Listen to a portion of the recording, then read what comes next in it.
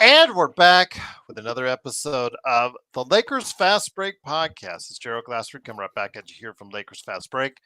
Pop Culture Cosmos, where we cover the latest news and trends in pop culture each and every week, twice a week, wherever you get your podcasts. Our latest Pop Culture Cosmos has my good friend, Mr. Jeff Sloboda from the MCU's Bleeding Edge. He's going to try to justify to you why you might want to check out Craven the Hunter now that it's available on streaming. So go ahead and hear what he has to say. He also talks about Doom Prophecy. Joe Soros stops by to talk about with me as far as the sporting world returning to Los Angeles after not after, but because of the LA fires. Can the sports world lift up the community? Well, we've got some early results tonight on that, and we'll talk about that. But also, Josh Peterson also has his best of pop culture, so catch it today wherever you get your podcast. For 2024, he did put that as far as his thoughts on the pop culture world, indeed. But yes, also as well, Inside Sports Fantasy Football. We talked about the playoffs, so if you want to go ahead and check out what we thought on this past weekend's games, go ahead and check it out there, Inside Sports Fantasy Football. Magic Man is here. He was a great part of what we did right there on the terrible showing by the Lakers on playback.tv/ Lakers Fast Break. Want to give him, Danny, Joe, uh, Mark, aka Xbox. Yes, even Joe Soro. Want to give him a big shout out. They were part of our coverage today on playback.tv/ Lakers Fast Break. Truly appreciate you joining us once again. And want to give a big shout out to the Lakerholics crew on Lakerholics.com. Of course, Empire Jeff TV covering the Lakers and the Dodgers, Lakers in 5. Daniel Berry Sports Highlights, also as well, of course, John McCalian channel. Our good friends, Stone Hansen, Alfred Esmond, and Legend 350. Please go ahead and support them on social media and YouTube. And also go ahead and make sure, speaking of YouTube, please like and subscribe. Like and subscribe. It really helps the channel out. Follow us if you're on Facebook or Twitch. It really does help us out, especially after a bummer game like this. Goes ahead and helps us grow the channel. And hopefully one day we can be as big as the big guys.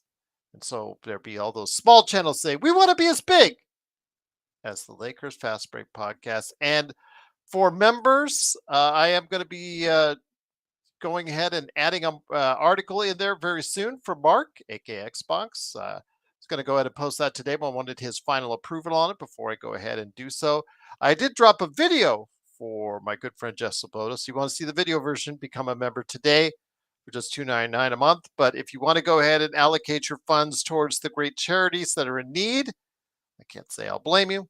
I can't say I wouldn't support you, because I do support you if you decide to go ahead and choose those options to support some great charities that are trying to help the victims of these tragic fires indeed. So please, if you can, go ahead and help them out today.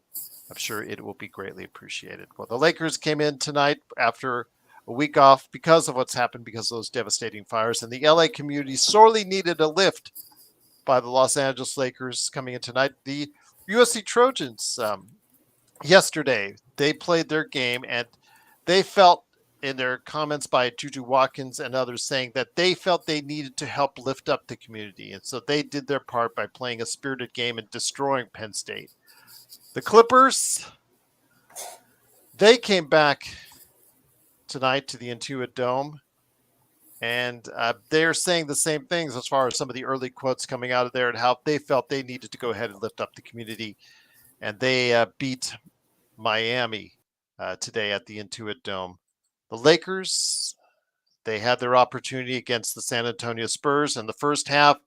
That second quarter, after a struggling first quarter back and forth, the Lakers did pull out to as much as a double-digit lead on the Spurs. At halftime, was extended because the great Michael Cooper got his jersey retired and raised up into the rafters. The Lakers, though, after, I guess, well, like I said, a extended halftime, decided not to come out for halftime. They decided to not bring their energy. They decided not to bring their effort, and got totally outclassed. Their defense was absolutely abysmal. Turnovers left and right.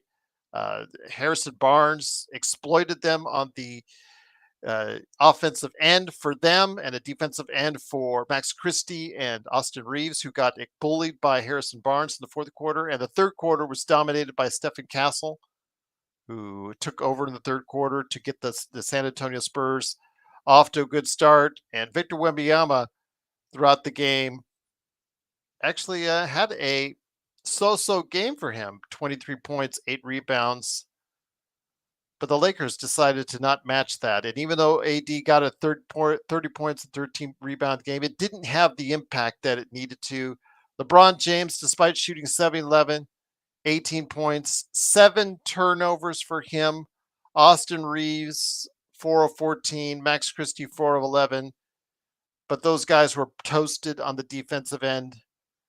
And the bench could only muster a 7-point outburst from Gabe Vincent, who doubled his scoring average. But yes, the bench in the second half didn't provide as much. In fact, the whole team kind of faltered, to say the least, as they got outscored 73-40 in the second half, as the Lakers got destroyed 126-102. And the community was looking at them most of all as far as being able to bring up this community after a win, play hard, play effective. And unfortunately, that was not to be the case. And here today to discuss today's horrible game is a good man and a good man indeed. Two great guys are right now here. We want to see if Joe decides to grace us with his presence. But for now, first man up, first man here. He is the madman from Canada. He just got out of Toronto traffic to stop on by to watch this mess. This, of course, Magic Man, Sean Grice. And Magic Man, great to have you here. Yes, Juan, the Clippers, they showed up today. They came out for the community. USC came out for the community, and they played hard, and they played well yesterday. I cannot say the same for the Lakers, Magic Man, because they came out in that second half and laid a total egg. We got obliterated in the fourth quarter, Gerald. It was pretty either, my friend. It wasn't, but I mean, we were still tied at the end of the third quarter. We squandered a lead, but I mean, at least you're still there. But yeah, you're right, Gerald. It started to slip away in that third quarter. The lazy sloppy passes, not finishing with two hands at the rim, deciding to lazily go into the lane instead of having a purpose.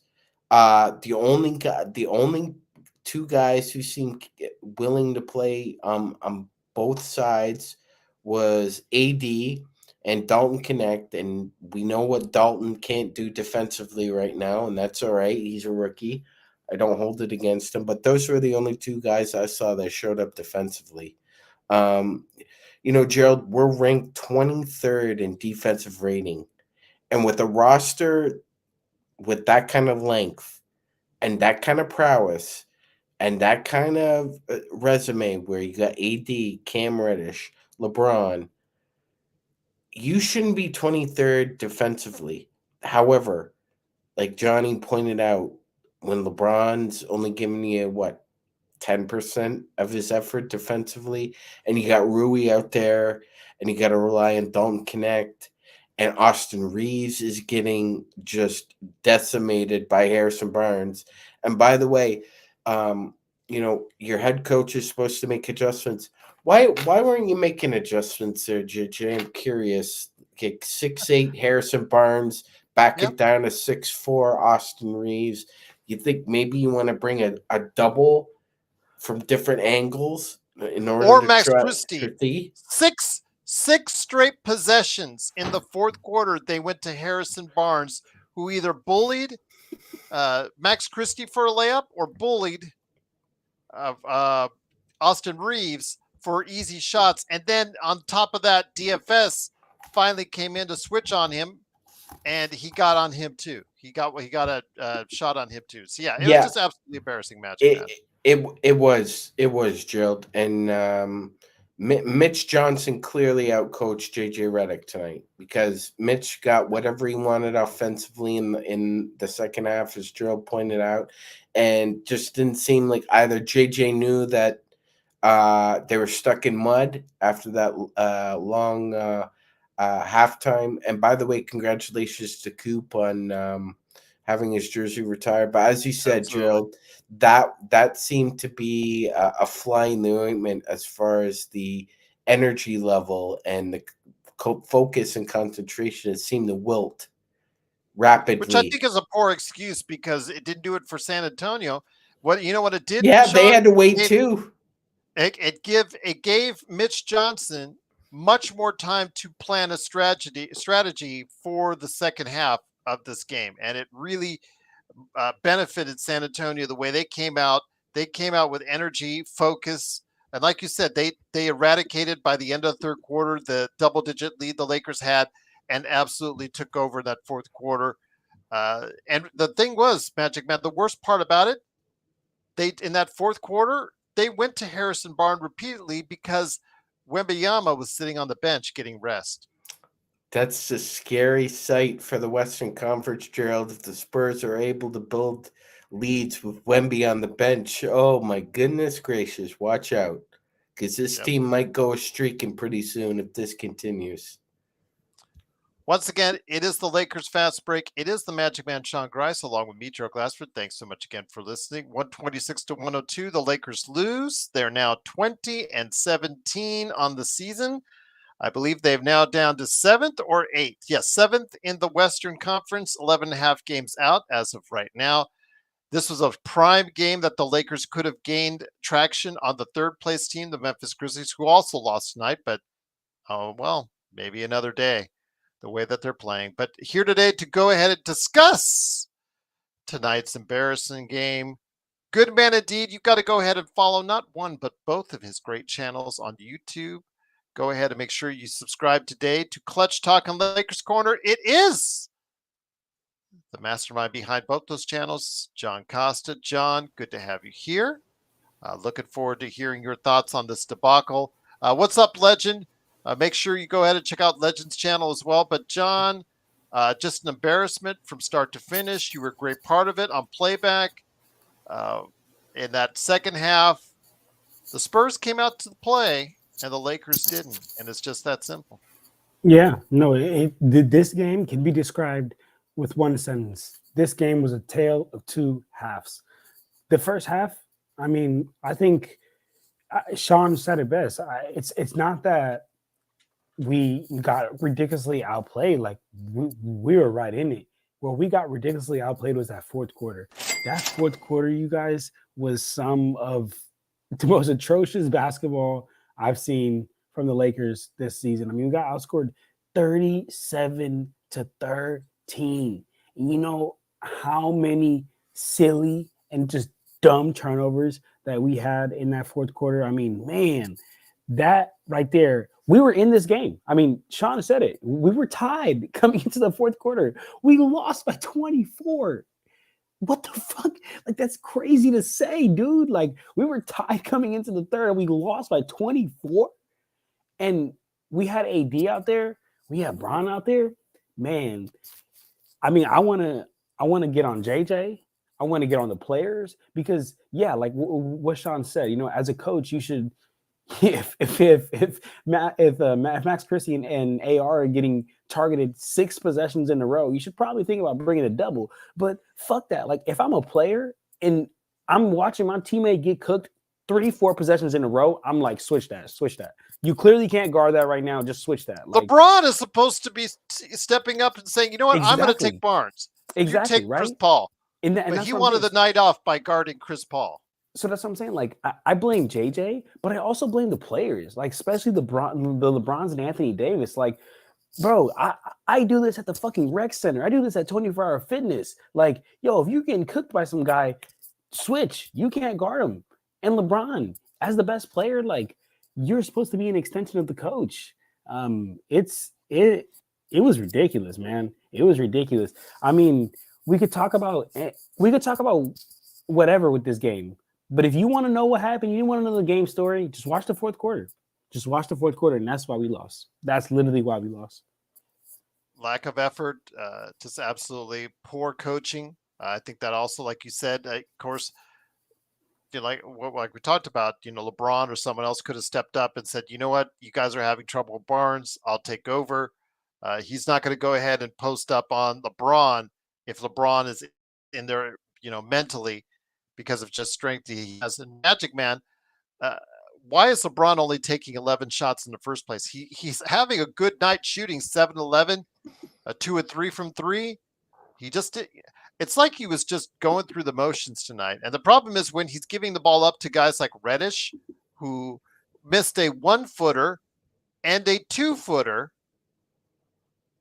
in the right when we need points to go, when we need them most, right when we need these points the most. They're just not being able to finish, not being able to make the right choices, the turnovers.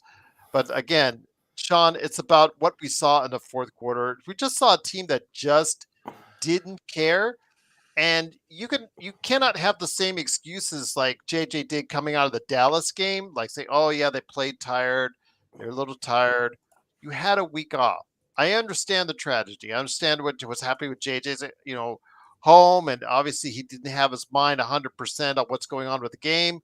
But there's got to be other people in place to help him get this team focused on what they need to do to get the job done, Magic Man. Yeah, Gerald, I agree. It can't. Well, I'm trying not to oversimplify things here, and we try not to do that either. So, great question, by the way. So instead of thinking in terms of why he wasn't aggressive, maybe the tweak to that is what made him so sure that he could play so passively against a team he knows that's dangerous and still think you could get away with it. Because we've seen this before with especially in this sport with great players. Usually what happens is you'll be down 12, 15 points in the fourth quarter, about 6-7 minutes left. You're a great player. You still think you have a chance to win the game. That being said, Father Time is undefeated, and AD and LeBron just can't come back 15 points down with 4 minutes left anymore, Gerald. There's just not enough gas in that tank to get you to run you through the tape.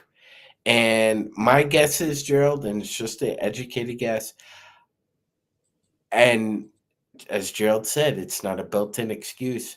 My guess is LeBron thought he could take the night off and get away with it, Gerald. Also here today is a good man indeed. It is, of course, the man behind, of course, Ox1947 at LakersBall.com. He owns a great company, Simblades with Y.com. And right now, he is a investor in the fighting indie game of the year in Corrupt. Coreupt. Just want to mention again, I know there's an audience member who sent me a comment the other day, said he couldn't find the link. If you just go to Steam and you type in the letters Coreupt, you find it instantly. I've done it myself, so you can find it. It is Corrupt on Steam. It is Joe Soro. Joe, great to have you here. Miserable performance tonight. I know we go back and forth with our banter on playback, but I'm just going to tell you something that Robert Wheeler, who brings us always these great questions, he says maybe we shouldn't judge the team so harshly on a night like tonight. And normally I would say maybe you're right, but the Clippers against a better Miami team, or a team in Miami that has roughly the same record as San Antonio, you decide which one is better, Miami or San Antonio. They stepped up to the plate and got the victory. USC against a decent Penn State team yesterday, they could have called it in and mailed it in, but they wanted to go ahead and be motivated to try and win one for the city, and they did. They blew the doors off of Penn State. So what happened tonight at the Crypt?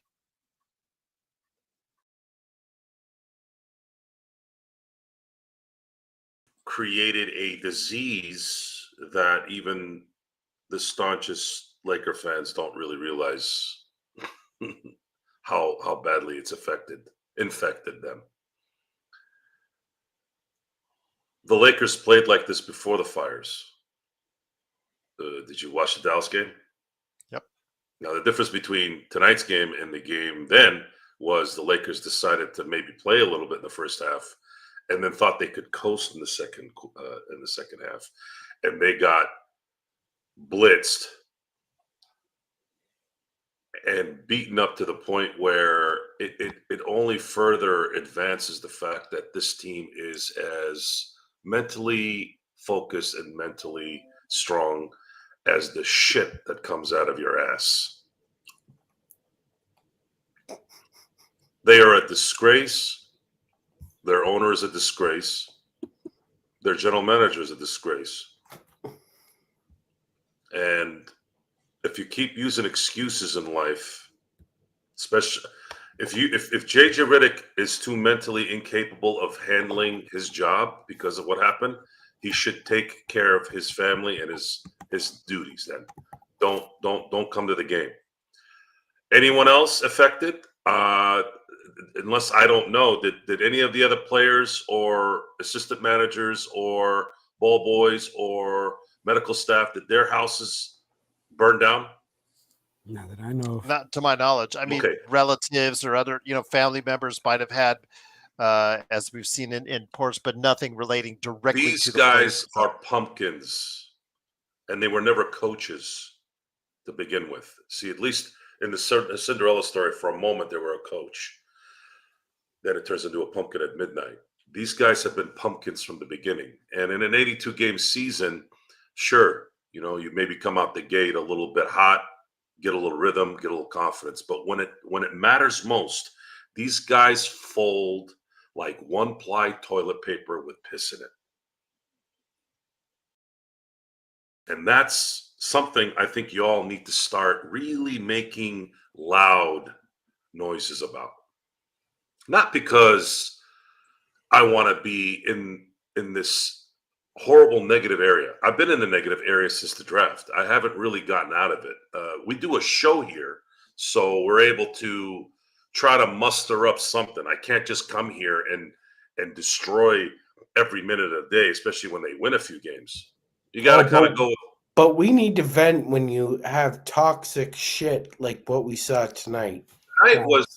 This is who they are. So Stephon Castle, by the way, folks, you all better, I don't know if you all don't know, but Stephon Castle is about to come.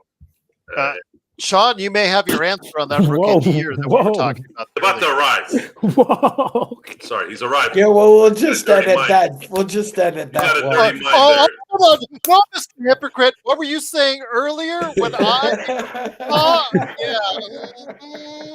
sorry.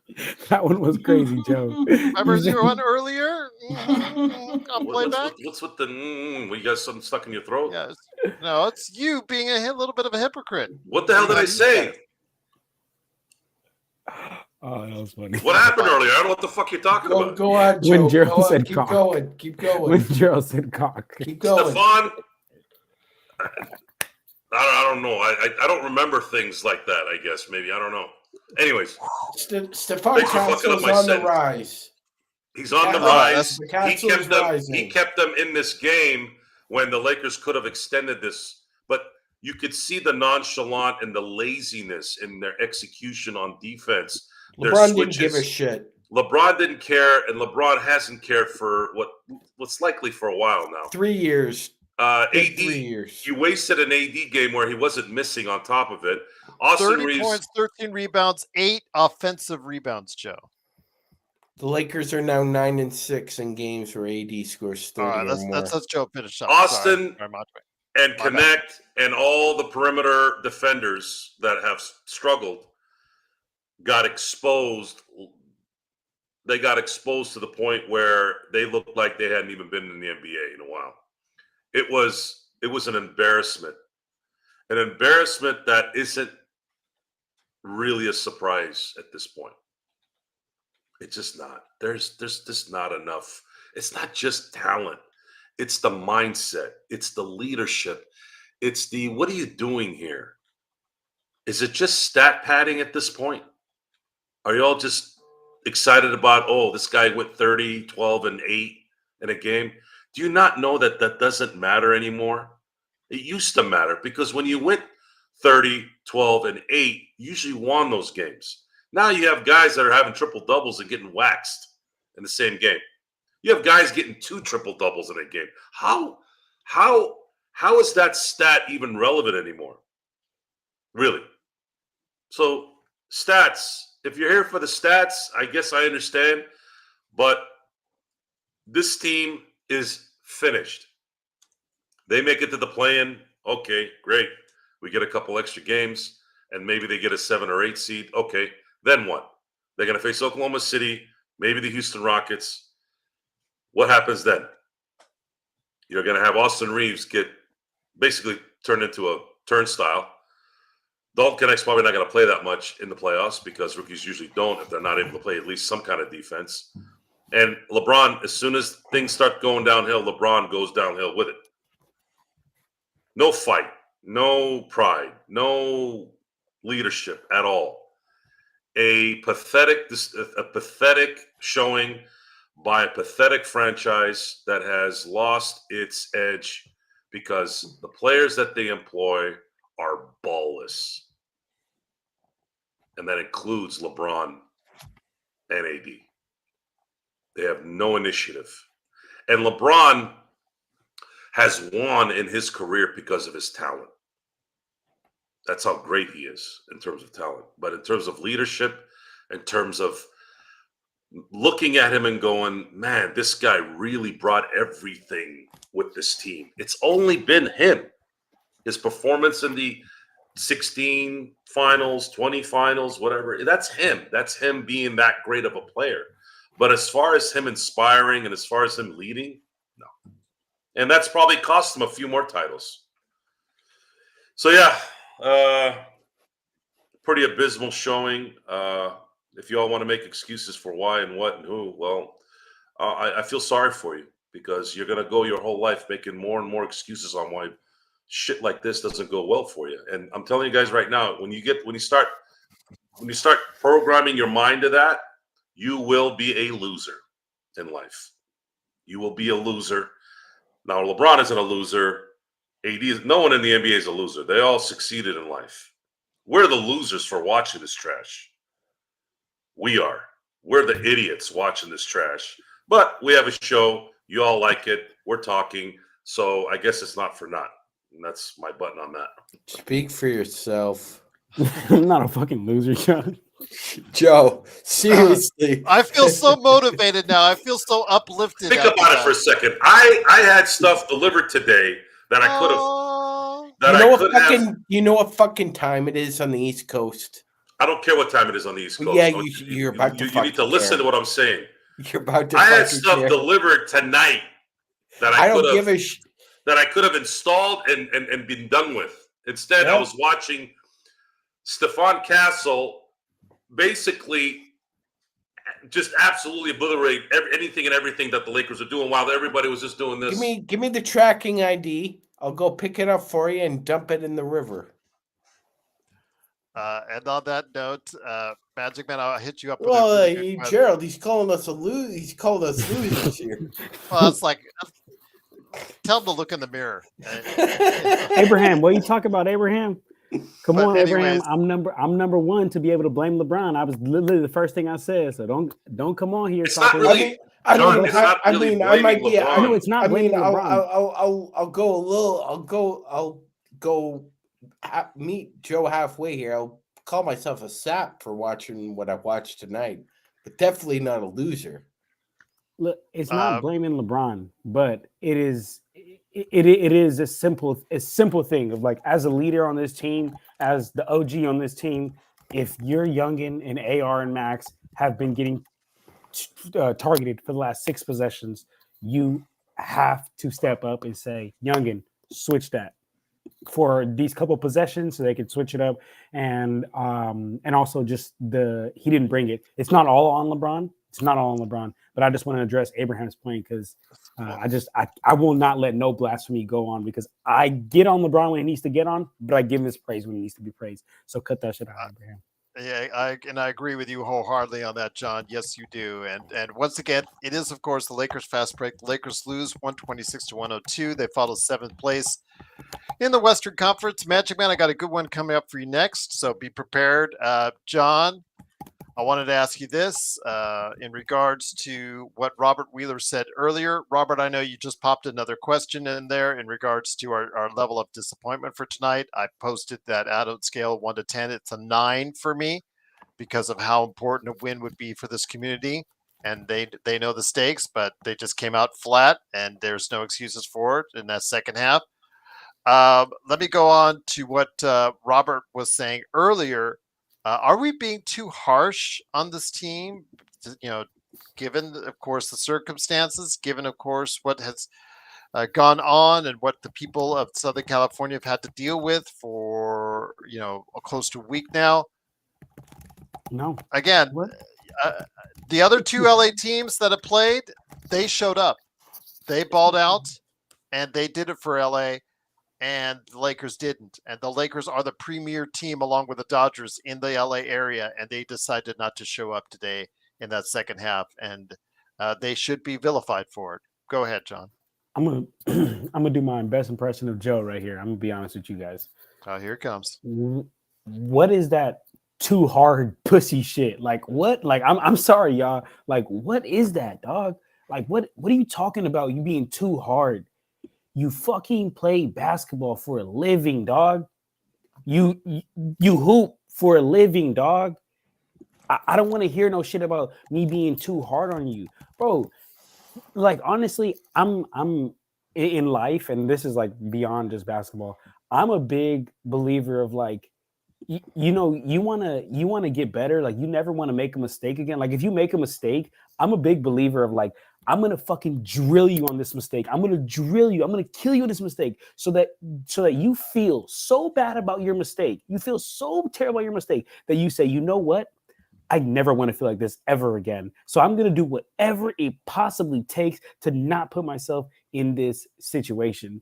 And for the Lakers, I think that we drill them, but they put themselves in the same exact fucking situation. So I don't want to hear nothing about like, are we going too hard on these guys? Like, we need to go harder on these guys, dude. Like, we just got outscored 37-13, all because of lack of rotations, lack of just simple coaching techniques.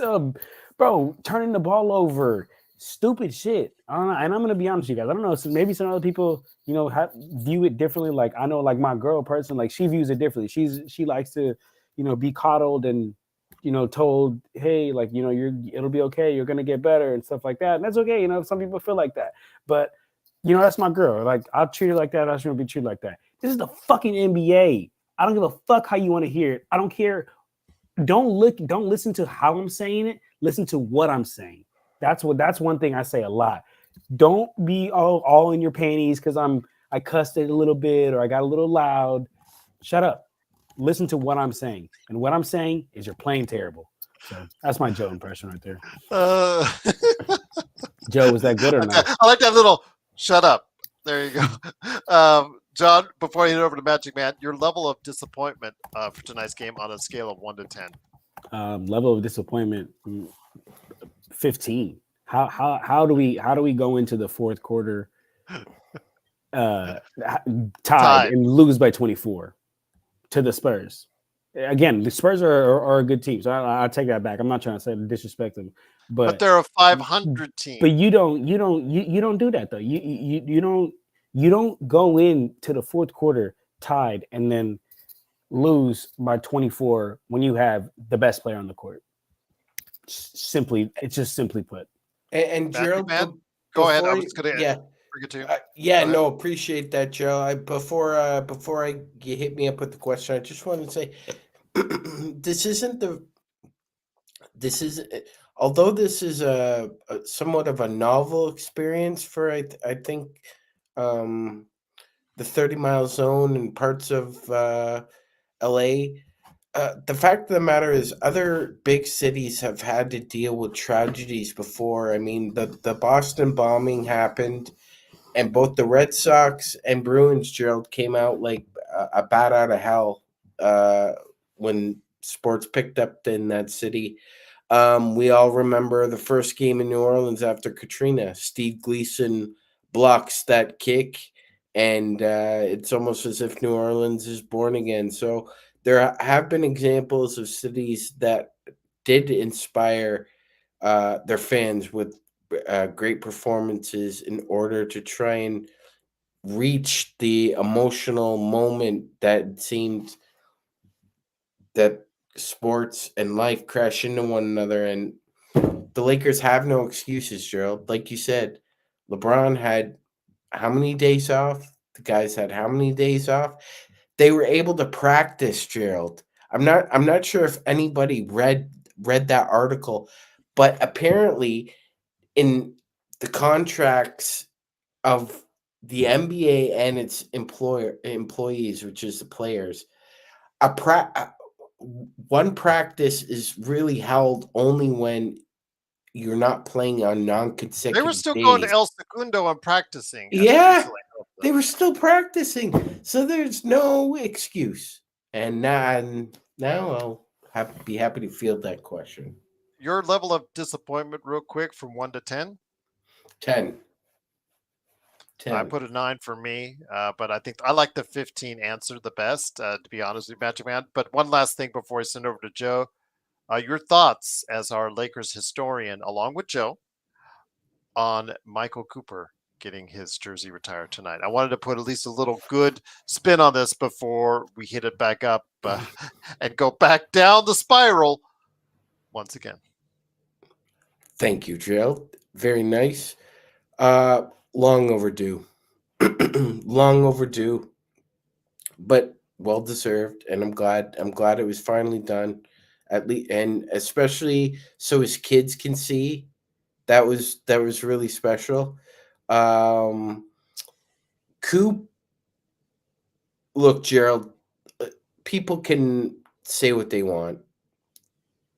There's four great shooting guards of the 1980s, and he's one of them. Drexler, Jordan, Michael Cooper, George Gervin.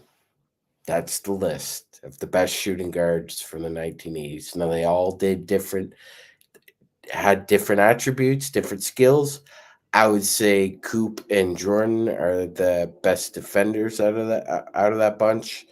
And Coop won a Defensive Player of the Year award, Gerald. He was a multiple All-Star. He was the ultimate team guy. Do whatever you need me to do. Need me to guard Larry Bird? Sure, I'll guard Larry Bird. I'll listen to that twangy Southerner call me an MFer. Okay, launch me into the ninth row. Sure. I love Coop. Coop's probably I think we did a top 10 Lakers list, Gerald. Coop was in my top 10. He always will be.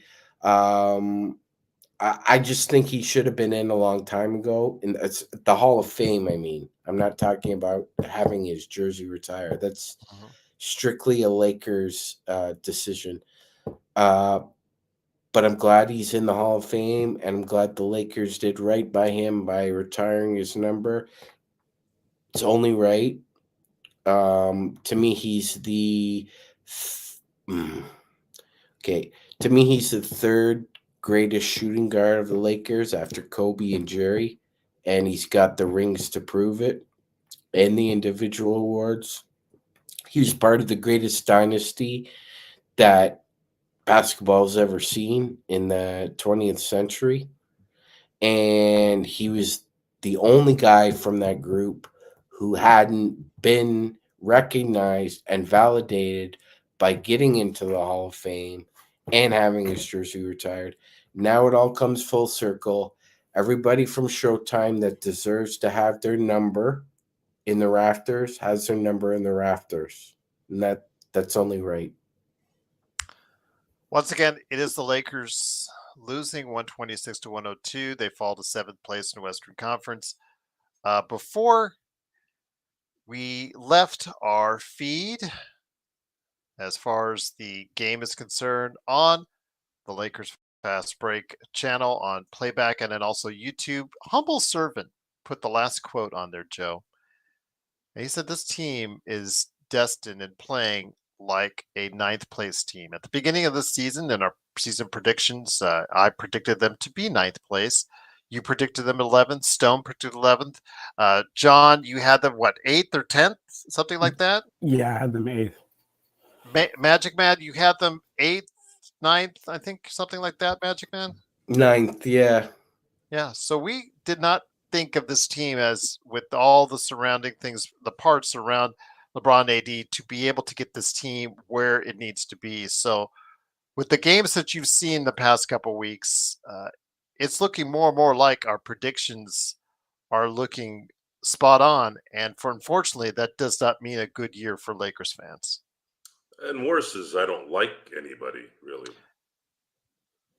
I don't like these players are not easy to root for. And we did, conversely, we all would have loved to have been wrong. We all want to be wrong. Out the gut, yeah. Well, we're not wrong, so it doesn't matter anymore. That's the problem. There's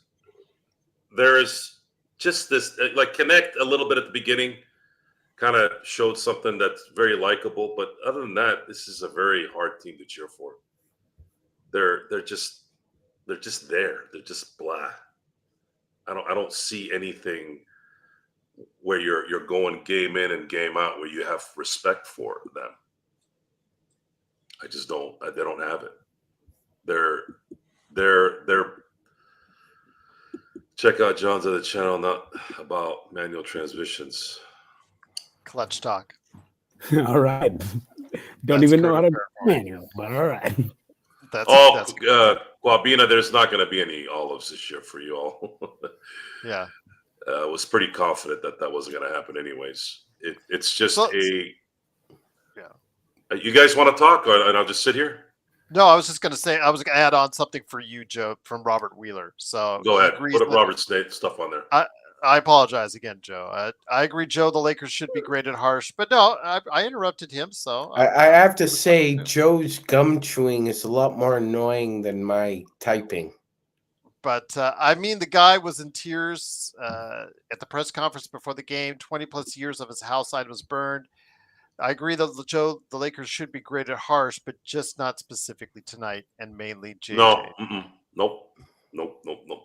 Sorry, Robert. Can't go with that. They were chumps before the fire, and they're chumps even more now because they know they can use that as an excuse. I know that psychology bullshit. You ain't going to trick me. Sorry. Ain't going to happen. And no, I'm not going to be sensitive to it. Sorry. Unless it's JJ. JJ actually had something really bad happen to him. If he can't do his job, he needs to take the time off and let somebody else do the job until he's fully ready to do what he needs to do. And if he's not going to be able to do anything the rest of the year, then let him take the year off. And let Nate McMillan coach or Scotty Brooks. And that's it, folks. I'm sorry. I'm not doing this. I'm not going to keep making excuses. Mike? JJ, you go into halftime up 9. What did you see shift in the second half? Yeah, they called a timeout. We were up 10, tied going into the fourth.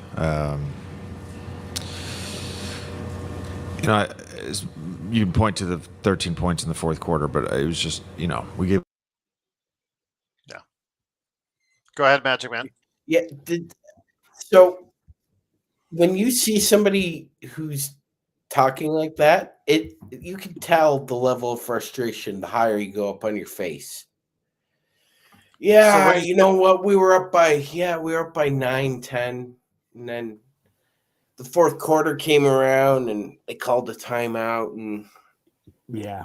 So you Joe, do one of these right here? He's going through it right now, Joe, because I think he's mentally exhausted trying to figure out how to stall the horror show that is this perimeter defense. Dorian Finney-Smith hasn't fixed shit, Gerald. Yeah, I saw that. That's for sure tonight. But Joe, let me bring it back to you again. I don't want to make. I want to make sure that you are not interrupted, so that you can finish out what you had to say.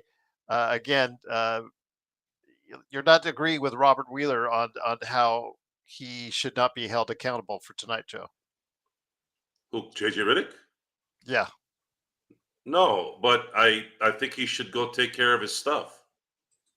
If it is affecting him, which I don't think it was really affecting him. I think the team was at an all-time high this year, believe it or not, of being inept. Okay. It's just a dead team. It's a lifeless, leaderless team. Before and after. And they're going to use it as an excuse because they're an excuse machine. And it's not really just the Lakers. I think it's just harder for the Lakers because they're this iconic franchise and they've always won and they've always gotten the best players. But this is whatever this is. I don't ever really remember watching a team, even the 05, 06, 07 Lakers. You still had Kobe there who was determined to win. You had LO who was a good player. And they were trying their best. Even Smush Parker, which I've actually stuck up for Smush even during his rift with Kobe. I said I think Kobe did something wrong with that guy. He didn't have to do what he did with that guy. There was something off with him. I think he should have done a better job communicating with him. Not in the sense of the basketball side, but more of why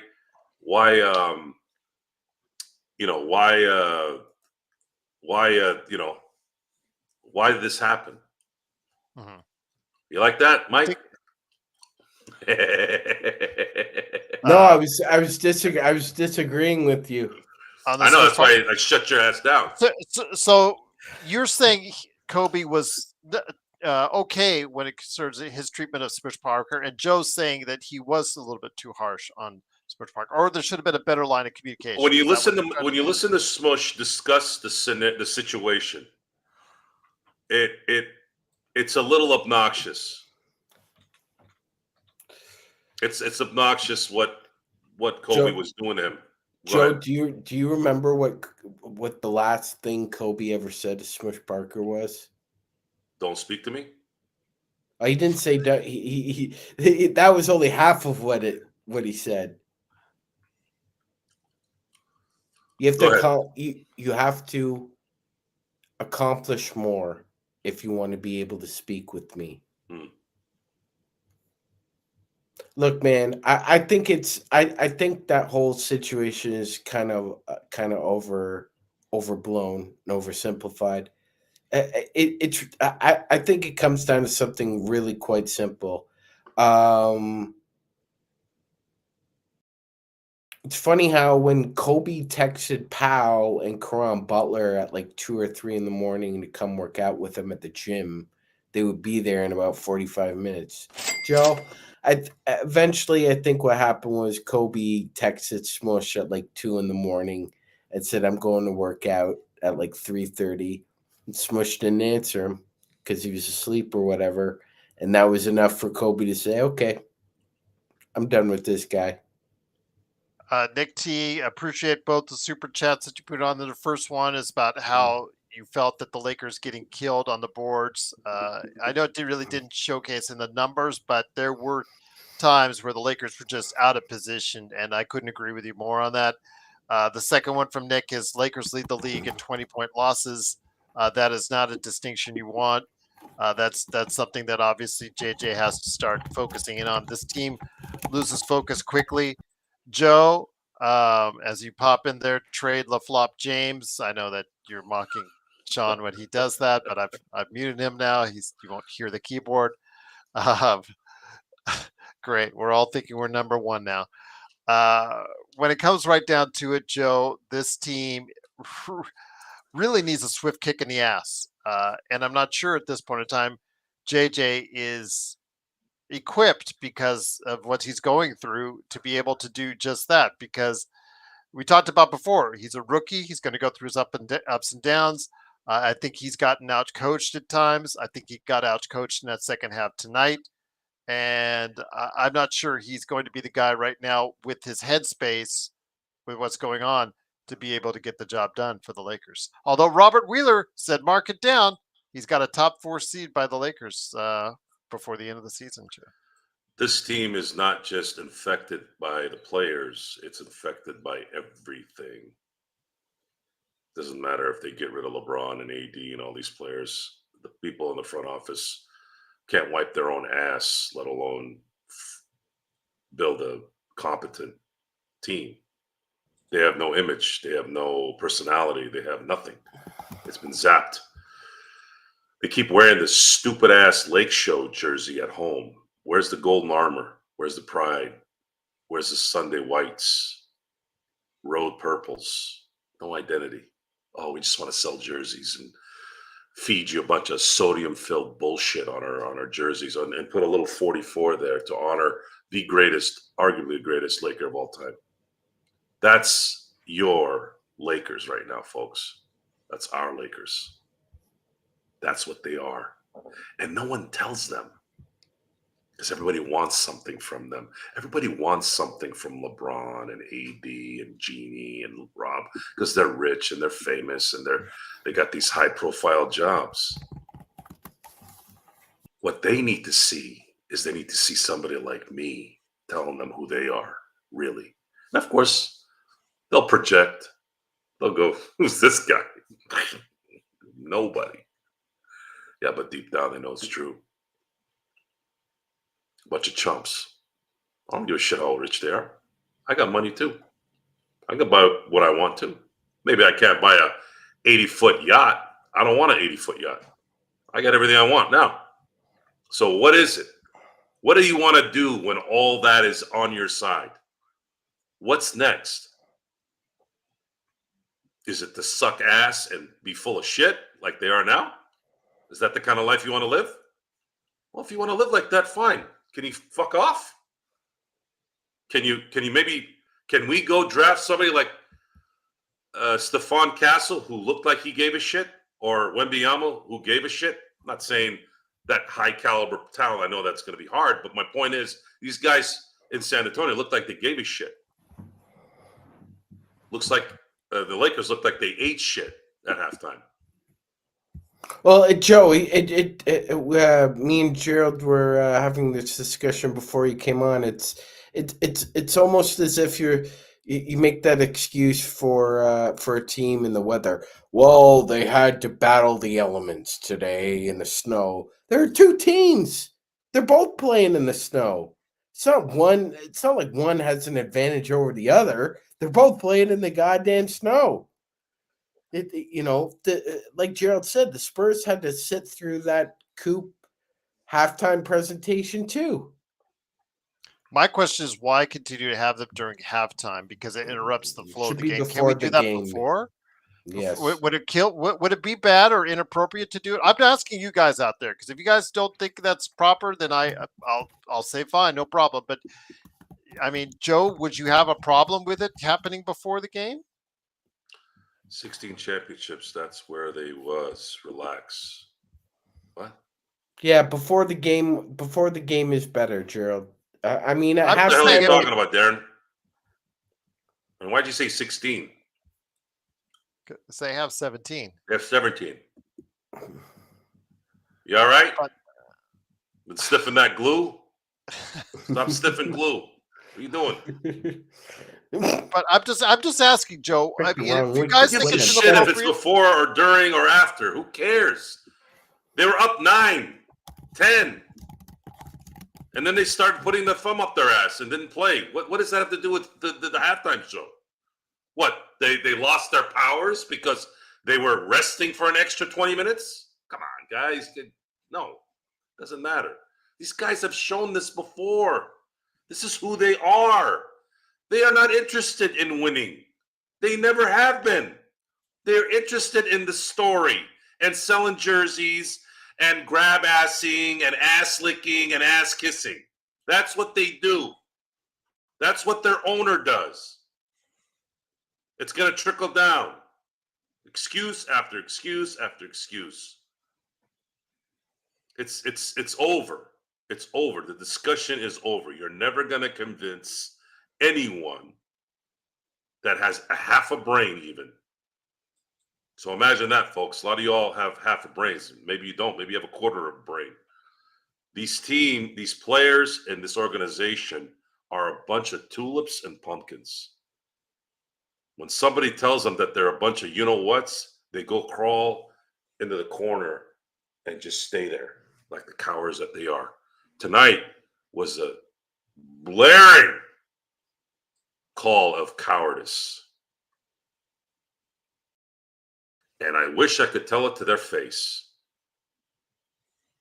And I know it sounded weird, me sticking up for Smush Parker, but if you listen to his interviews, you could see that the guy had something and he took offense to it. Hell, I'd rather have somebody defend themselves, even if they're wrong a little bit.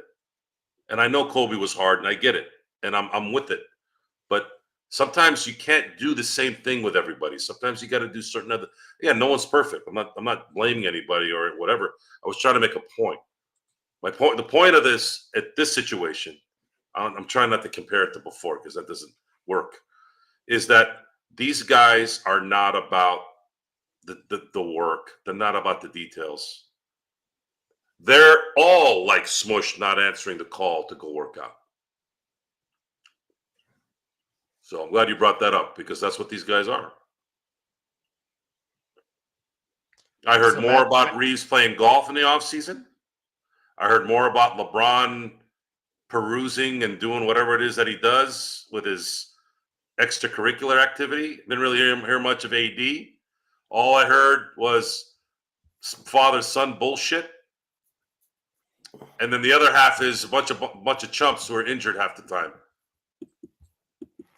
And all of a sudden they have magical injuries that come a week before training camp. How about that? No, Darren. No, Darren.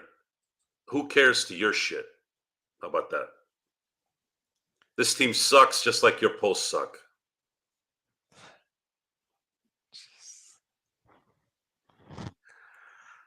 And the proof is there. This is not me. I'm just the messenger. I'm just the messenger. You guys saw it tonight. Am I wrong? Am I wrong? You saw it. They lost by 24.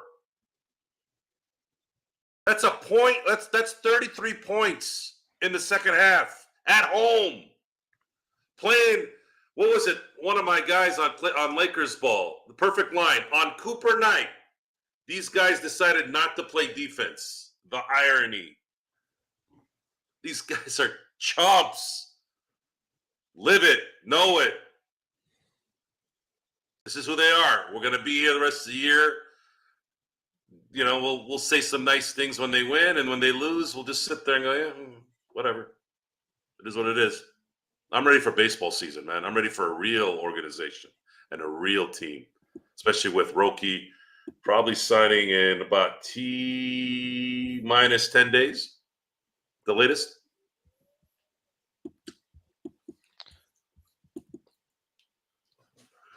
Y'all know that you can't touch me, right?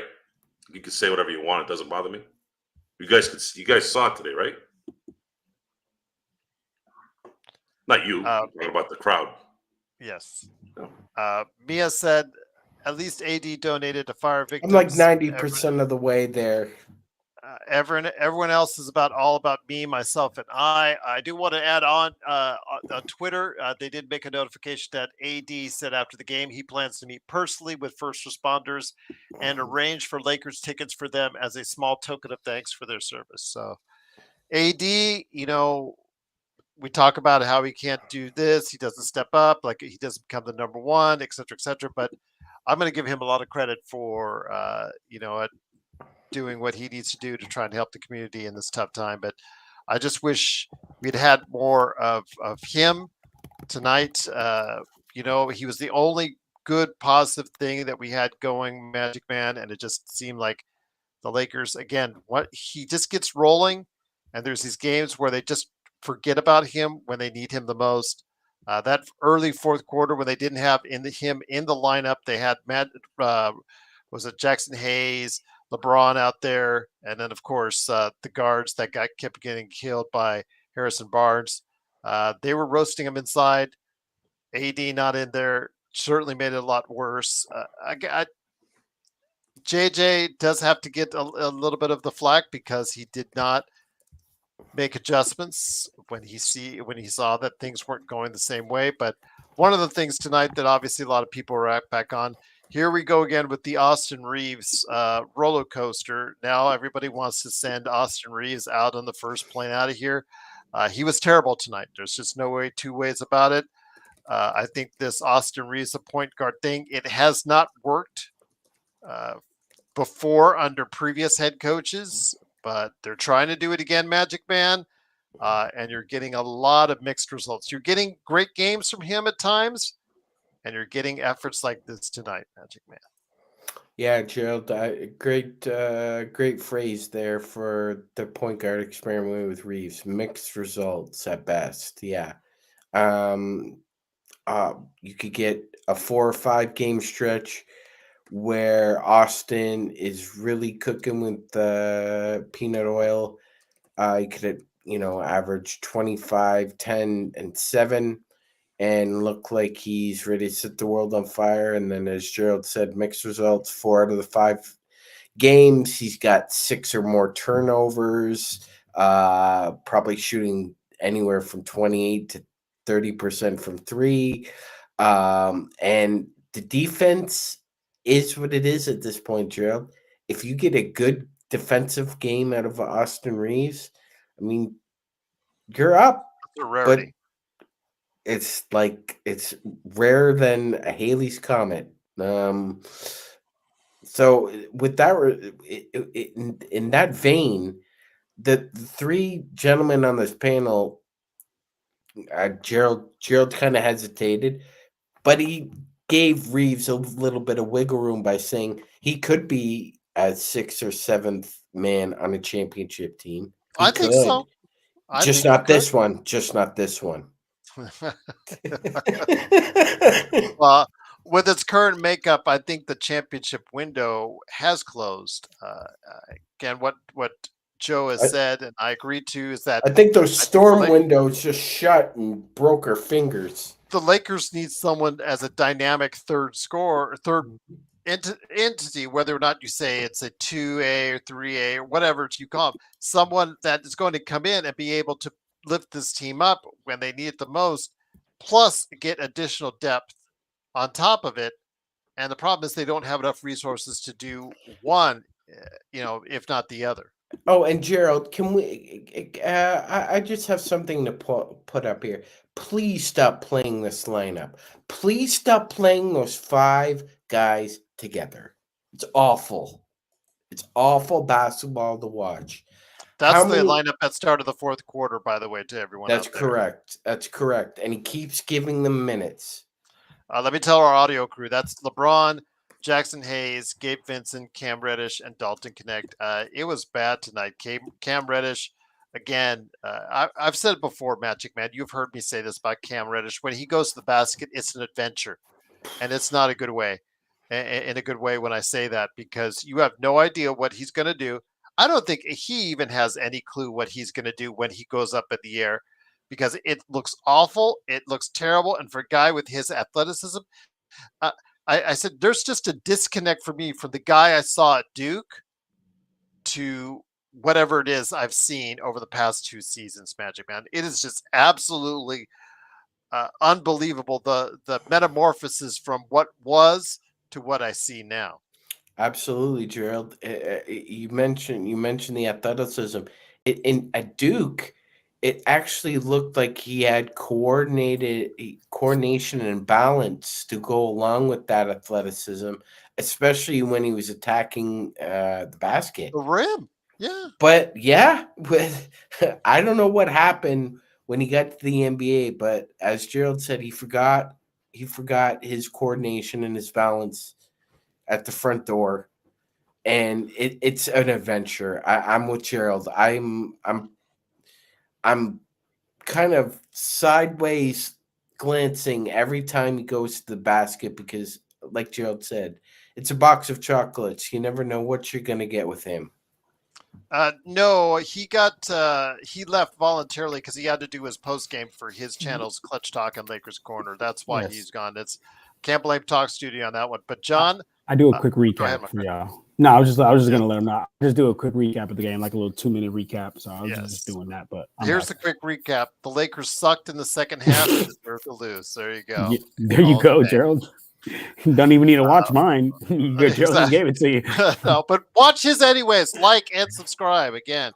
But I wanted to go ahead and mention to you, as the president of the D-Lo fan club, we're going to bring this again because when they have games like this, and in Dallas and in Houston, so much has been put on the plate of Austin Reeves. And from a defensive standpoint, D'Angelo would have done very little to help you in this circumstance. But from a playmaking standpoint, maybe you could have helped LeBron reduce the turnovers. But for me, again, when it comes down to this trade, DFS is a nice little rotation guy. But people were talking to me months and months about DFS. And I said, he's averaging 10 points a game on a team that's headed for the lottery. That tells me he is only so good and can only do so much for a better organization. I just think that you already blew some assets that you really did not need to blow. And even if I understand Joe's addition by subtraction. We have not seen this addition as of yet because the team has actually been worse in the time that D'Lo has been gone, in my opinion. But not because of D'Lo per se. It's just they've just not been very good. The more I see this team, Seriously? John, the more I think that the trade should not have been down because I would have used D'Lo for an even better trade for an even better player, somebody that could have really done something for this team because that 18 points, whatever is it, 5-7 million, whatever it is, 18.5 million dollars, the Lakers could sorely need to make a trade for a person that could really benefit this team other than what DFS can do for us now. Yeah, I'm right there on board with you. I mean, when the trade happened, I was like, "Yo, yeah, we're getting better on the wing, but this isn't taking us where we really want to go, where the end goal is." I was like, and y'all know how concerned I was about giving up D'Angelo Russell only because of the playmaking. And again, every time I say this, there's people who are like, "Oh no, you don't know what you're talking about." But you can just simply look at it. You can just simply look at Austin Reeves. He's just not a natural point guard. He's not a natural playmaker. Yes, he had that 16 assist game everyone loves to bring up, but that does not make you a natural playmaking guard. And that's exactly what D'Lo was. He was a natural playmaking guard. But I'll be honest with you, that wouldn't have made no fucking difference tonight because that's not what we needed tonight. What we needed tonight would have been some stops on defense. What we needed tonight was somebody to have some type of pride and not let Stephon Castle shoot 62% in the paint. Stephon Castle is like 6'4", and he shot 62% in the paint. What is going on, y'all? Man, I'll be honest. Like, yeah, I do think that D'Lo's playmaking would have been great, but it's not it wouldn't have made no difference tonight. For me, it's about the money, holding on to that money until you could get somebody that could really help the Lakers out. But Joe, again, he saw it differently, and I'm not saying it wasn't without merit because again, what did D'Lo do? He in Minnesota, when he was starting for Minnesota, the team was better off with him not in the lineup.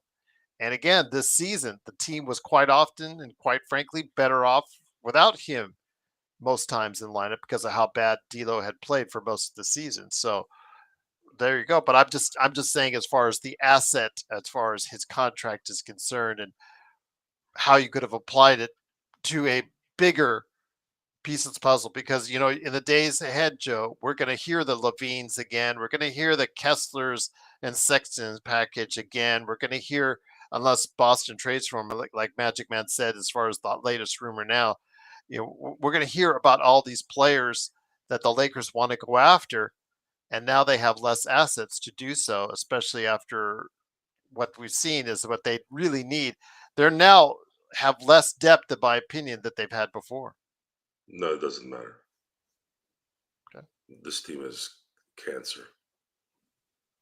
It's in all phases of the team.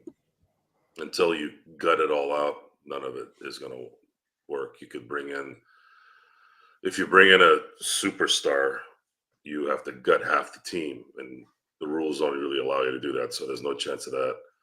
And then if you bring in a Sexton and a Kessler, let's say you got those guys, you're going to have to give up valuable future assets, which can't, unless you want to destroy your team for the next 10 years. It's a cancerous team with leaderless players from top to bottom. And Austin Reeves is playing out of position in a couple areas. Number one, he's not a point guard. Number two, he is a 6th or 7th man on a championship team. And Max Christie is a 8th, 9th guy on a.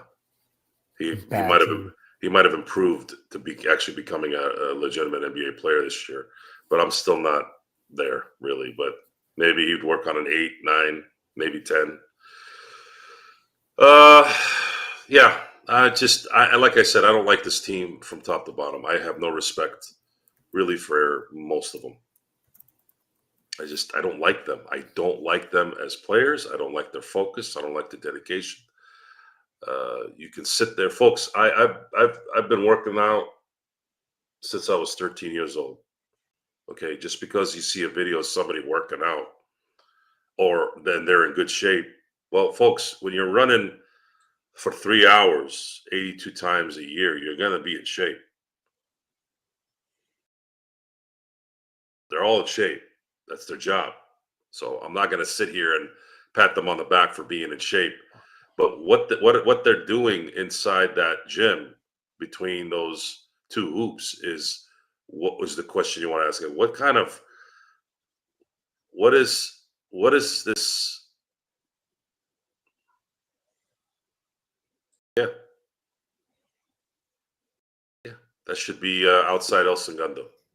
The two Bobs. It's not that I'm lazy. It's that I just don't care. Don't care? It's a matter of motivation. Great movie. Office. The last VHS movie I watched. Office Space, Sean. I watched it every day for a month. It's a good one. I'm gonna go watch it now, actually, after the show. What is it, like a comedy movie or something like it's that? a comedy. John, you laugh. Yeah, it's a late John, 90s comedy that you need to check out whenever you get a chance. I'll watch that for sure. John, you won't like it. What, Joe? I can't even try. You won't like it. Do I have enough flair? I need more flair. You need more flair. Joanna, people can eat a cheeseburger anywhere. They come to tchotchkes for the attitude, the atmosphere. It's all about the fun. I don't know. It's crazy. Like every movie, like my friends or like people that I'm around with talk about, I've almost never seen them. I just watch basketball movies. You remind me of Captain America when he came out of the frozen. He's like, and then Winter Soldier. The first thing he had is this list of everything he had to do or see to catch up in the modern world by somebody suggesting a movie or a certain thing. And he had the list. It was so funny because if you understand what went on as far as the Marvel universe, depending on the market, that list when they go to his tablet, what he wrote in his notebook, the list of things changed depending on the market the movie was shown to. So I just wanted to put that in there. But Damazine said, Magic, I'm going to put this to you because Joe, I think will probably be a little bit blunt about this. Lakers Nation said we are still better than Denver and the Mavs, and how is that possible? Thank God you guys aren't delusional. Damazine, that's my quote of the day right there. We are I'll say something real quick on that. Yeah, this is not. We're not on the usual podcast in general. New viewer, new listener. Thank you for joining. You know what? We're doing a lot better than that dead dog down the road, and we're doing a lot better than that decomposing coyote in the reservoir. That's great. That's great. But we're still on the road to hell. It's I'm on yeah. the I don't even know. highway. I don't know what Yeah, that's. we're on the highway to hell, all right? Go ahead, Joe. Sorry, Joe. It's hard to tell the truth sometimes. It's not hard to tell the truth. Not for me. Not for us. You see a No, 10 not pound for bag us. of I'm talking about you see a 10-pound bag of shit, you call it out. most people don't. They'll say it behind your back. How When lovely. people go to a birthday party and they see some things, oh, that's great. Oh, that's sweet. And as soon as they get back in their car and they're on the way back home, oh my God, did you see that armoire? Oh my God, I can't believe she has that. Come on, man. I did get confused for Trevor. What's great is the 7-year-old in the back hearing that, and then you see their kids running around telling their moms and dads, leave me alone or shut up. And I'm like, That's man, crazy. I would have kicked this kid in the freaking ass out the window. Fuck are you talking to? Like, who the hell do you think you're talking to? You know? Man. And then if you talk like that, they're thinking you're some kind of barbarian. And which is great, by the way. I love that shit. Loud, it's not allowed, Joe. Loud, it's not allowed. Joe, let me just say something real quick, Joe. The other day that happened to me. My daughter was acting a fucking fool in the store, and I have no problem grabbing my daughter and like grabbing her by the arm, and somebody had the fucking audacity to be like, whoa, like, don't you think it's a bit much? I was like, this is my fucking daughter. Mind your fucking business. Like, I'll treat her however the fuck I want to treat her. And I'm a big believer. If you don't hit your kids, you don't discipline your kids, the world will, and the world will do it with no mercy. But sorry to cut you off, Joe. I just had. Oh no, you weren't. The thing is with the kid thing, I've had to reiterate the difference between child abuse and discipline. Absolutely. When I grew up, I got my ass whooped. It's probably why my pain tolerance is so high. I'm talking straight up. Remember the fly swatter? Remember the fly swatter with the net? Oh, and then when the net would fall off, it's the devil's stick, the horns. Damn. Man, I used to get that in the legs. Luckily, my mom and dad had a little bit of a heart. They didn't ever hit me in the head. But man, my legs got welted. But that was crazy. I was crazy as a kid. So it is, it was what it was.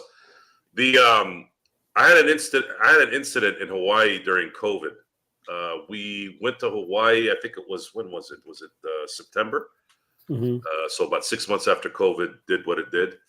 And I was in a plane. We did a direct flight from Ontario, California to Kauai, our favorite island. So the entire time, it's a 6.5 hour flight. I had to have a mask on like everybody else. Understandably, you're in a plane. But man, the second I got out of the plane, man, I just was like, I'm in Hawaii. It was a little bit of overcast, but it was still Hawaii. I hadn't been there since my honeymoon in 2008. Man, I'm sitting there waiting for the bus for the hotel rental car to come pick us up so we can go get a rental car. I'm outside like I was like The Rock, like can you smell like in my head, right? And all of a sudden I got my eyes closed and I'm just breathing the air and I hear a voice on the right going, put your mask on. Put your mask on. And I was in my zone and I look and it's some lady with her mask, a hat, a coat. I don't know what the fuck she was wearing. And I was like, bitch, mind your own business. I mean, she shut down. Like, she got, like, her eyes bugged out and she just, like, started looking straight ahead. And the best part of the story was my wife was straight ahead and this is how she looked at me.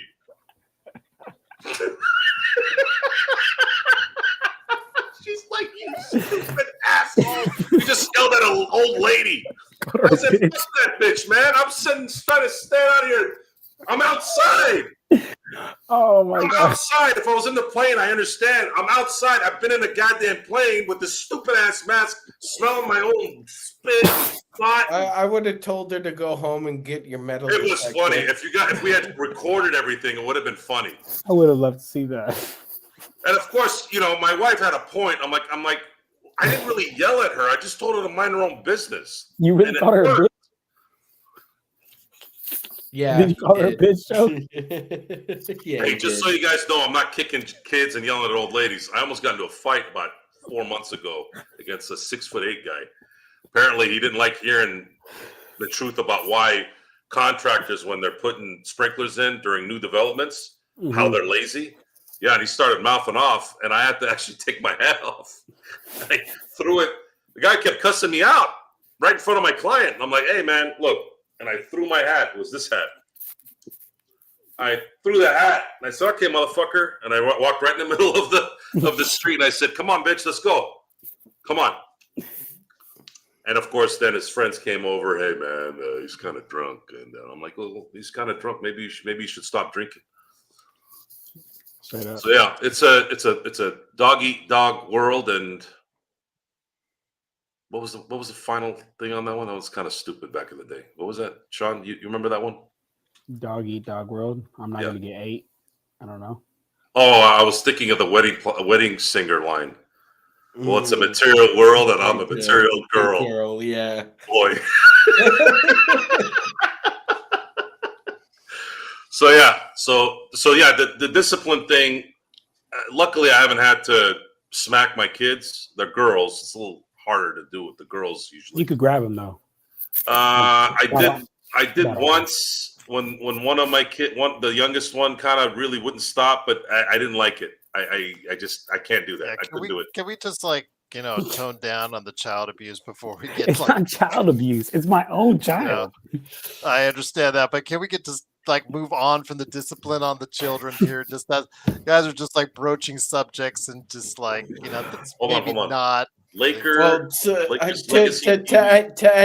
end this discussion, Gerald, there are several studies that have shown that a child I just don't want knocks on your without door. discipline is more likely to end up in jail. Absolutely. I understand that discipline is needed when dealing with children. I understand it, but for your guys' sake, I just don't want the local law enforcement to end up knocking on your door. I already had that happen.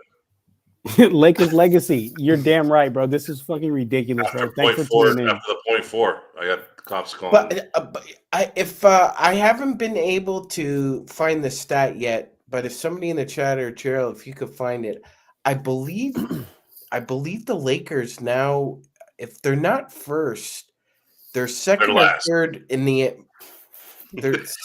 NBA in terms of blown fourth quarter leads. Oh, that's ridiculous. I'll check to see if that's available as a stat. I know that might be Cleaning the Glass might have that. Yeah. Sean's look when I said that was hilarious. He's like, Anthony, you were like a disappointed parent. You're like, you see what I deal with, everyone? It is, of course, the Lakers. will you stop with what you deal? We don't deal with anything. Right. When I deal with you, that's part of the problem right there. 126-102, the Lakers lose. The Lakers are now 20-17, 7th place in the Western Conference. Hot Fuzz, that's another good movie. Anthony Irwin from Clutch Talk doesn't care what the local authorities say. I love the names, Kurt. Kurt's just giving me all these names. Say I do manual transmissions. Anthony Irwin. I don't know who that is. Yeah, he is the guy on Civil Screen and Roll, formerly of Locked On Lakers. Could not do an ad promo to save his life. Yeah, absolutely. Welcome. He's terrible, and he does not.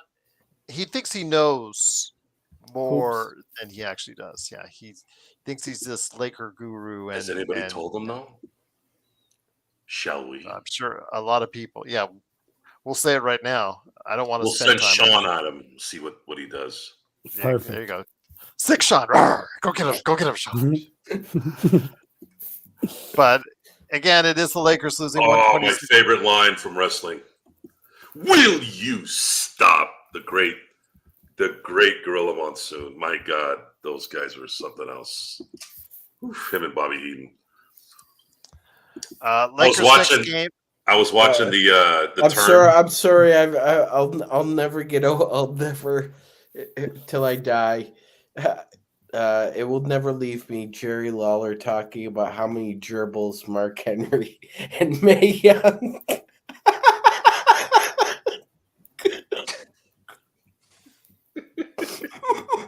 Jeez. I don't know if what I'm doing right now He just Mia, is set the world moderating. record for most gerbils. His scream it should have been a soundbite in every phone out there. Jerry? Here you Jerry go. Lawler. Yeah. So John, let me bring it back to you. Lord Yes. Beerus. Okay, what you talk about, Lord Beerus? Lakers' problem is trusting a 40-year-old to carry the load when AD and AR suck. I've seen games when LeBron out-hustled the Who team effort-wise. That in itself told me that the season is in jeopardy. Again, tonight, offensively, okay, if he's not giving you anything defensively, you expect LeBron to show up offensively. And he was shooting great. 7-11, 2 of 3 from 3. He's only taken 11 shots, 7 turnovers. I don't know what's going on. He's just like he was going through the motions. I mean, he could have had a really good offensive game when he's shooting that well. He's got to say, this is my night. Okay, if I'm not going to give any effort defensively, I got to take it over on the other end. But of course, he didn't do that. And which is why, like the way I started, my whole spiel when I was talking about this, I gave a blame of JJ, LeBron, and Anthony Davis. This was an all-around terrible team effort. But as the head of the team, as the head of the snake, like, you got to be able to make adjustments. You got to be able to tell them, yo, switch that, yo, let's do this, let's do that. And I didn't see that from LeBron. I didn't see that from Anthony Davis. I didn't see the demanding of the ball, right? Like, if you got it going and you're the best player on the team, man, you better have that Kobe hiss. When Kobe hiss, they knew it was time to give that motherfucker up. So Anthony Davis, I'm not saying he's gonna have a hiss, but he's gotta have a yo. Let me see that every time, because if he's got it going, he's got to take over, and that's part of the reason why I say, like, this guy could just never be a number one, right? Because a true number one in that moment, they see that, they're like, oh yeah, I'm capturing this moment, and I'm not gonna let it slip. It's like the Eminem song. It's like, would you capture it or would you just let it slip, right? And Anthony Davis lets it slip literally every time. Joe, let me bring it back over to you. You and I talked about last night on the nightcap about how you weren't into that all touchy-feely stuff about teams playing for the community and motivation or something to do to uplift the community. The Rams, as you know, in Arizona won tonight. And after the game, Matthew Stafford said, there was definitely every excuse in the book to come out here and be lethargic and woe is me and all that, like we saw in the second half of the Lakers game. I've just added that in there, by the way. But we knew we weren't playing just for us, Stafford said. We were playing for people back home that needed something to watch and enjoy, and I'm glad that we could give it to them.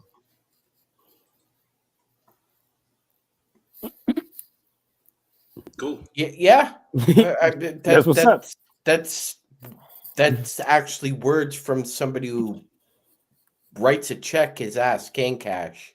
And Juju Watkins, I said after the game on USC, said the same thing.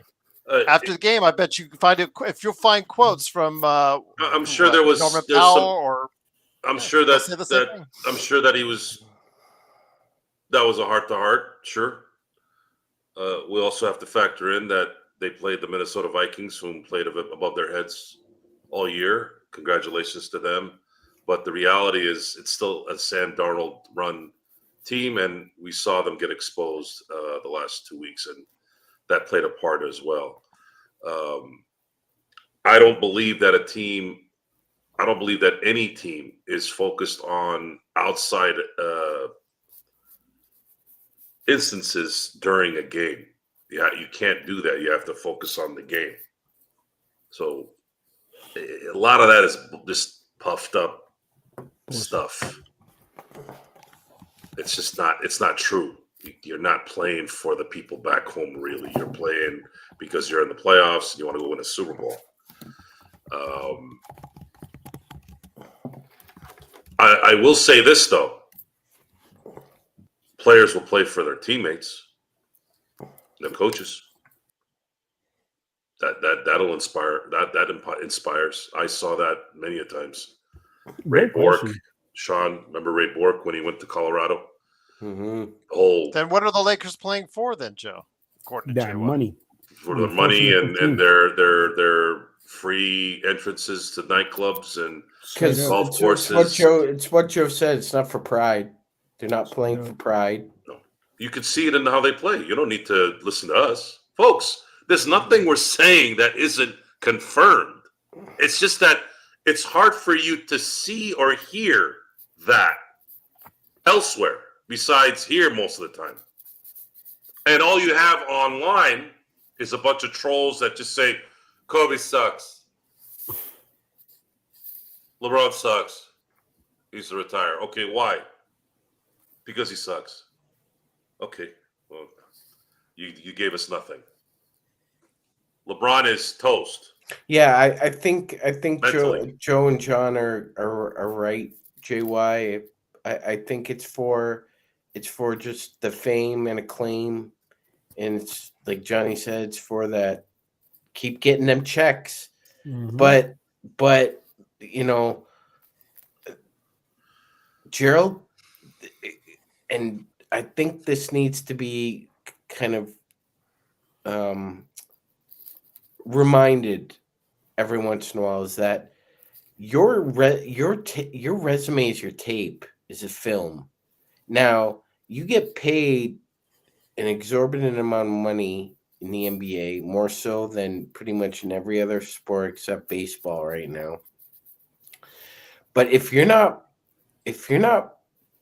performing up to a standard, whether that's objective or subjective, to just one executive, you could be gone, Gerald. You could have a really short career in the NBA.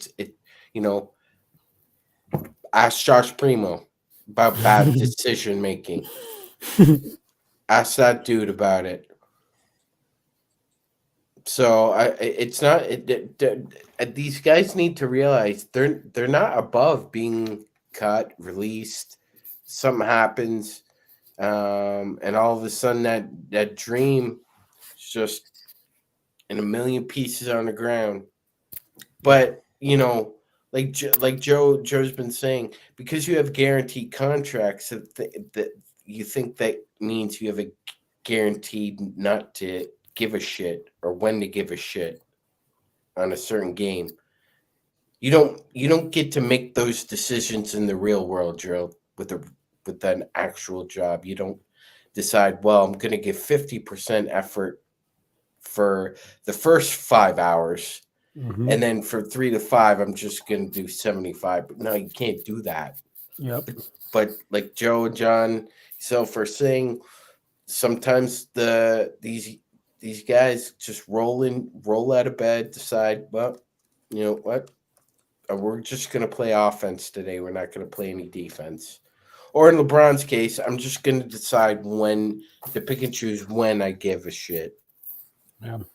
And Lakers all day.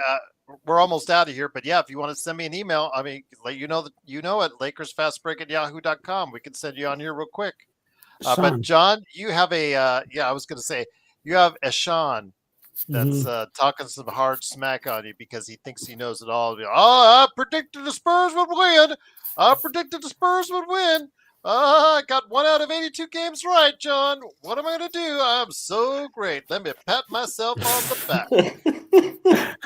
Let me say this. So that is this dude that I know, and he didn't tell me prior to the game, but he texted me. He said, I knew the Spurs were going to win. He didn't say it to him prior to the game, but one thing I will say is we were texting during the game, and he was saying like, oh, like teams always lose on like retirement jersey nights, and then I was like, well, shit. At that point, it was still the second quarter. I was like, shit, we good. Like, we having a great second quarter. We had like went on a 14-5 run. I was like, yeah, it's good. Did I lose and you? then the Spurs went off and ran off the rest of the game. So I mean, that's what he was talking about. But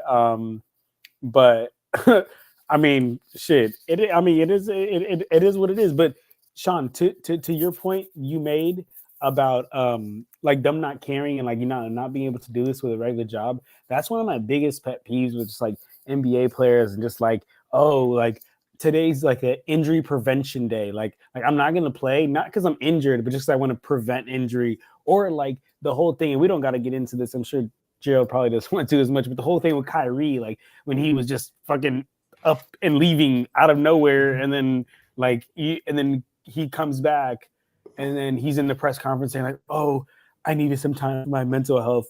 What the fuck? So you just left without telling anybody and come back and expecting a job and expecting all this and just say it's because of your mental health? Like, imagine if I did that. I'd be out of a job. You know what I'm saying? I'd be out of a job too, Johnny. Hospital tell me to go screw yourself, Sean. They'd be like, go ahead. All right, take your last check and leave. Like, and that's my one thing that like I just absolutely like hate about NBA players, that they just act like, hey, I can take days off whenever I want to. And today was exactly what we just saw. A player deciding just to take a day off. Just coming in now is Lakers All Day. Great to have you back, Myra. Appreciate you joining us. What's up? What's up, we want to give you some room when Shout you out can. to you, brother. So Absolutely. Your thoughts on this miserable Lakers performance, and before you go, whoever's just like spamming the same comment over and over again, why keep waste doing your time, it. man? It's awesome. Thank you. Yeah, I got that. Sean's on it. Yeah, but I've got him. I'm watching him now in case it gets any worse. But yeah, I timed him out because it just, man, that's someone else's comment, or it could be you on a different profile. But man, just come on, give it up. Go ahead. Who? All right, so let me check this out. Boy, this team trash. Let me tell y'all something. It's trash. I'm sorry. No, you said it right. You said it right trash. there with it less than 6 words. You said that right there. It's trash, bro. Because like first of all, we traded D'Lo, right? Knowing that we're gonna have point guard issues, right? That's the first problem. Second problem is you put Austin Reeves at point guard. That's the second problem. Now, you know what I'm saying? You know, JJ is a first time head coach. You know, back in the day when he played basketball, he didn't have no defensive effort at all. Right? So now your defense trash. And now it looks like they're not even talking on defense. And you know what else it looks like? It looks like they low-key just switching everything. They not even talking on defense, they just switching everything. You got Austin Reeves playing point guard because I don't know why. And you got everybody else that's not doing a job. And AD out here scoring 30, LeBron scoring 18, Austin Reeves scoring 12 or 15, whatever. You know what I'm saying? Is that the case? Just go bring back Darvin Ham if you're gonna play like this crap. Straight up. Because it's the same thing from last year. LeBron and AD doing their thing, but the others ain't doing what they got to do. No in-game adjustments. Might as well bring Darvin Ham back. Nothing. Real shit. That's a real. I like that actually. Because like it's like, you know what I'm saying, like okay, fine, you know what I'm saying, I understand the fires and everything that, but we had rest. You know what I'm saying? Yes, we had rest, and you come out here looking like this, like, you feel me? Like 7 days of rest, and you come out here losing in the third, fourth quarter.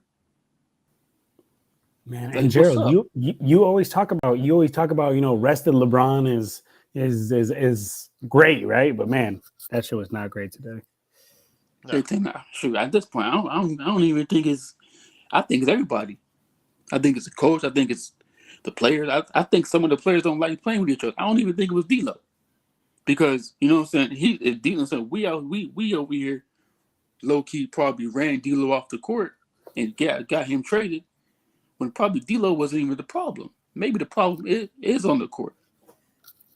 Maybe the problem is maybe it's LeBron James, or maybe it's Austin Reeves, or maybe it's Rui. Maybe it's everybody on the court. You know what I'm saying? With the others that come off the bench. You feel me? So maybe you think okay, you know what I'm saying? Like I said on somebody else's channel earlier today, I was like, LeBron needs a playmaking point guard that could score and help him out when LeBron don't have it tonight. Man. AD needs a center so he can help out. So low-key, that center can help AD out when he don't have it. But the thing is, Lakers all day, he shot 7-11 and 2 or 3 from 3. Had he, I'm not talking about the defense because that's obviously bad, No. but Yeah. he was shooting very efficiently. 7 turnovers, yeah, sloppy ball handling all day long. But when he's shooting this well, why isn't he taking more shots? Who? You talking about Anthony Davis? LeBron, 7-11, Mm-hmm. 2 or 3 from 3. Because maybe he wants everybody else to do their job. Maybe he wants everybody else to do their job. You know what I'm saying? Because you know what I'm saying. If you're a star player, right, and you're the quarterback, right, and you're the one that has to get the points, you know, lead this team to win, and do everything else, right? You know what I'm saying? You're doing what you got to do, but is the others doing what they got to do to low-key help you out? Because if they're not doing what you got to do, then they got to go. You know what I'm saying? Because we had this problem last year and the year before that, and we still talking about it till this day. So is it AD have to go and LeBron got to go, or is it the others got to go and we got to get new players in here that can play with LeBron and AD? Because that's what it looks like. Joe, any response to that? And then May, you posted a question for you specifically. I'm gonna answer Mayu's real quick, and then I'll tail off Lakers all day here. So Westbrook is playing so well with the Nuggets. He's having his most efficient season. Seems Jokic. Goddamn list. It seems Jokic actually makes his teammates better, and LeBron So does. I found it interesting that Jokic wanted Westbrook during Yes, the he did. offseason. Why was the question in my head initially, but then I said, what does Jokic know that we don't know? Well, you're finding out. And you're going to But continue. also, you also got to put Harden, not just LeBron, but you got to put Harden and Kawhi in that mix because he didn't work out with the Clippers either, Joe. Nothing works out when you're a Clipper. So the future of the Lakers is dependent on when Jeannie Buss will sell the team to the Guggenheims. That is it.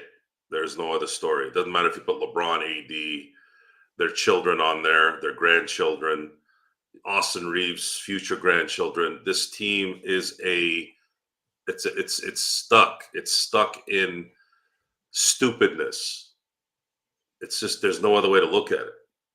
It's been there. It's not something that just happened yesterday, last year. It just keeps getting worse because they just keep trying to reconfigure the design of whatever model that they're playing with, right? But the problem is, at the end of the day, it's shit, right? That they keep fixing.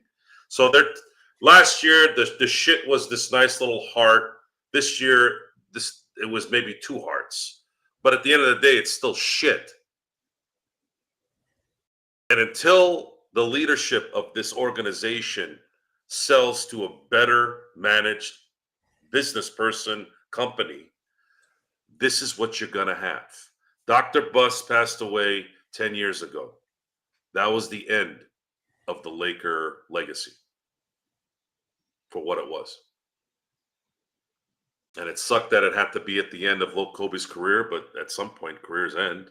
So it's not, 20 years, a lot of years. Kobe did his job. But the problem is you put numbskulls like Jim Buss in charge. The other son, Johnny, was a fucking moron. This other sister wasn't involved. And then you have Jeannie, who is more concerned about what kind of sweater to put on her fucking dog than she is worried about the Lakers. So how is that going to help? How is that going to help build a prestigious legacy writing organization?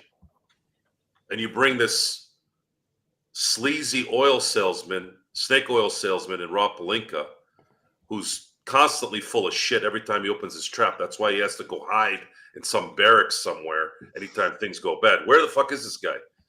Does this guy ever? I remember I used to see Mitch in the corridor, and kind of like how Jerry West used to be. This motherfucker is never around. His face wouldn't change either. They could be up by 40 or down by 40. Where is this guy? This is your machine caller, right? When you're not there, Sinatra used to say 90% of it is being there. When a real leader is gonna be there, he's going to be there. A real leader is there, good and bad. Cowards run, cowards hide. That's what that motherfucker is. And as far as LeBron James and Anthony Davis, I was, you guys know I love AD. I love AD until this year. This year, I've kind of started going down with AD. I think AD, I know his foot is hurting, but that doesn't mean you can't lead. But he's not a leader. And LeBron is just stat padding at this point. Anybody who tells me different, I'm going to tell you to go stick it up your ass because I'm not going to believe you. So don't even try. LeBron, but we'll be called. Remember, LeBron. I don't give a fuck what I'm called. I have no fuck. You can call me whatever the fuck you want. It won't affect me in the least bit. I'm still gonna get my 11 and a half hours of sleep a night.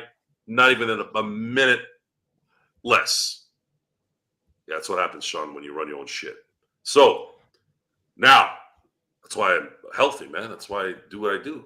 Come on, man. I'm just kidding. I don't sleep 11 and a half hours. Would be nice though. Don't try and bullshit me. John. I was waiting for you to do something. You didn't do it. Don't try and bullshit me with your 11 You're like- and a half hours.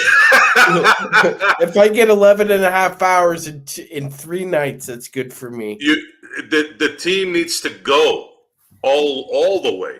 Because if they get rid of this team, you still have these schmucks calling the shots. These guys haven't been able to win more than one season. One season, the last, 12 seasons? 12 seasons, they've won one. They've gotten 50 wins one of those years.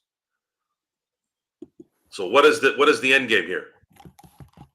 Is it Iron Man dying? Is it, sorry for spoiler alert, by the way. Is it Iron Man dying? Is it Genie turning into Georgia Frontier, since we were talking about the Rams? Remember that, Gerald? I do. What was she? A showgirl? Let's just She move over. won a title too, right? Yeah. So, but guys, it's just not. It's done. It's over. In between ping ponging the team back and forth for St. Louis. Correct. It's over. It's over. I don't want to see LeBron play anymore for the Lakers, and I'm getting to the point where I don't want to see AD play anymore. All the other guys is just they're just role players. It doesn't really matter. Rui and Austin and Reddish, like who gives a shit about? Like that doesn't matter. Those guys are a dime a dozen. This team needs to be sold to a competent owner that knows how to build a team. And until Genie sells this team, you guys are going to watch the Lakers play like this. Might even be worse, actually. And that's a fact. So before we end it out, there you go. That's the button. and you stamped it indeed. But once again, the Lakers lose 126-102. They fall to 20-17. 7th place to Western Conference. We're going to get some final thoughts. Magic Man, some final thoughts on this disaster. I know, John, I'm going to get you to go ahead and plug what's going on your channels and Lakers All Day. I want to make sure I hear some words from you, my friend, before we head on out. Go ahead, Match. Well, just to put a oh man, hold on, Gerald. I don't know how else. I don't know how else to describe this other than to just say "flush the turd" and move on, because it's just all this was tonight was a turd. There you go. I remember Zach saying. I remember Zach during playback asking how long our game are. I think you're getting a good taste of it. I don't know if he was going to. Hope he was going to come on the show, but he didn't do so. Do you know Lakers Zach, John? He follows Lakers Corner on Instagram. I don't know him personally, and he interacts with Lakers Corner on Instagram, and then I always post that we do this on Instagram, and He asked Yeah. for VIP, so I was like, Yeah, and I sure. gave him the link, so yeah, hopefully he'll come by the channel and be able to hop on out with us. But Joe, you wanted to say something before I get it back to John? Yeah, And well, someone was mentioning where the hell's going on here? Stupid ads. Someone was mentioning, was it Mayu? Is it Mayu? Talking about Tom Brady. Old Brady was outperforming prime Mahomes. Old Brady beat Mahomes in the Super Bowl because Mahomes had no offensive line after that last AFC Championship game. And Brady had a defense that just was relentless for 60 minutes. Of course, I know Brady scored 33 points, but just know, man, this is a team game, man. Even Brady lost to Nick Foles, and he passed for 500 yards in that game. So just throwing it out there. I'm not saying that Tom isn't the GOAT, but Mahomes is going to have a chance to maybe tickle that a little bit here in the next 5 years. John, before we head out, what are you working on your great channels, Clutch Talk and Lakers Corner? Please like and subscribe. And then again, also speaking of liking, please like this video. And if it's your first time here, please subscribe to this channel as well. Go ahead, John. Yes. Check me out, guys. I have 2 channels. One being Lakers Corner, where I do recaps Lakers games like under 2 minutes. I do like in-depth videos, some film breakdowns, and then also check me out on TikTok. On TikTok, I'm almost at 7,000. No, yeah, I'm almost at 7,000, and it's at Lakers Corner 24. And then Instagram is Lakers_corner. And get at me, man. And on my other channel is Clutch Talk, YouTube, Apple Podcast, Spotify.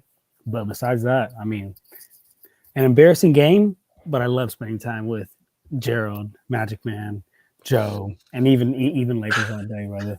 And the chat, all you guys here are lit. Joe, Joe, Beautiful. That's beautiful, man. Magic Man's like, fuck that. By the way, yeah, again, if you see Zach on Instagram, yeah, tell him to stop on by. We'd love to have him on the show. Okay, hold on. I gotta say something. Justin, why are you disappointed, man? Tell me what's up. Tell me, how does that make you feel? Why?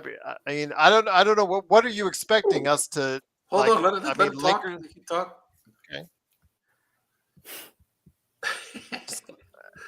Room and 14. Somebody put Eli as greater than Tom. I hope you were not being serious. Oh, he is. Eli's great. That's funny. On TV. Eli's such a... What's the word? Let's talk about what we need to go forward. Oh, I just told you what we need. Joe, you know what the word is. You could just say it. he's a freaking... Oh, man. I don't Blowing know. Up the team, Justin.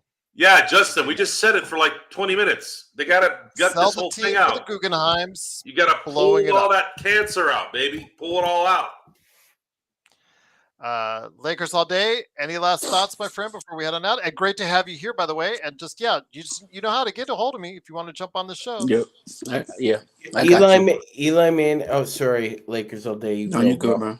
You good. I mean, I don't know what to say, y'all. I mean, first we lose to the Mavericks, now we lose to the Spurs. Like, this low-key's a 3-game losing streak. I mean, bro, we gonna have to do something. I mean, if we gonna keep this team till the trade deadline or after the trade deadline, we gotta blow this up. Or, trade deadline, make a trade. Do something. Like, go trade everybody. You know what I'm saying? Like, do something, because this is not the Laker way, and this is not how we win championships.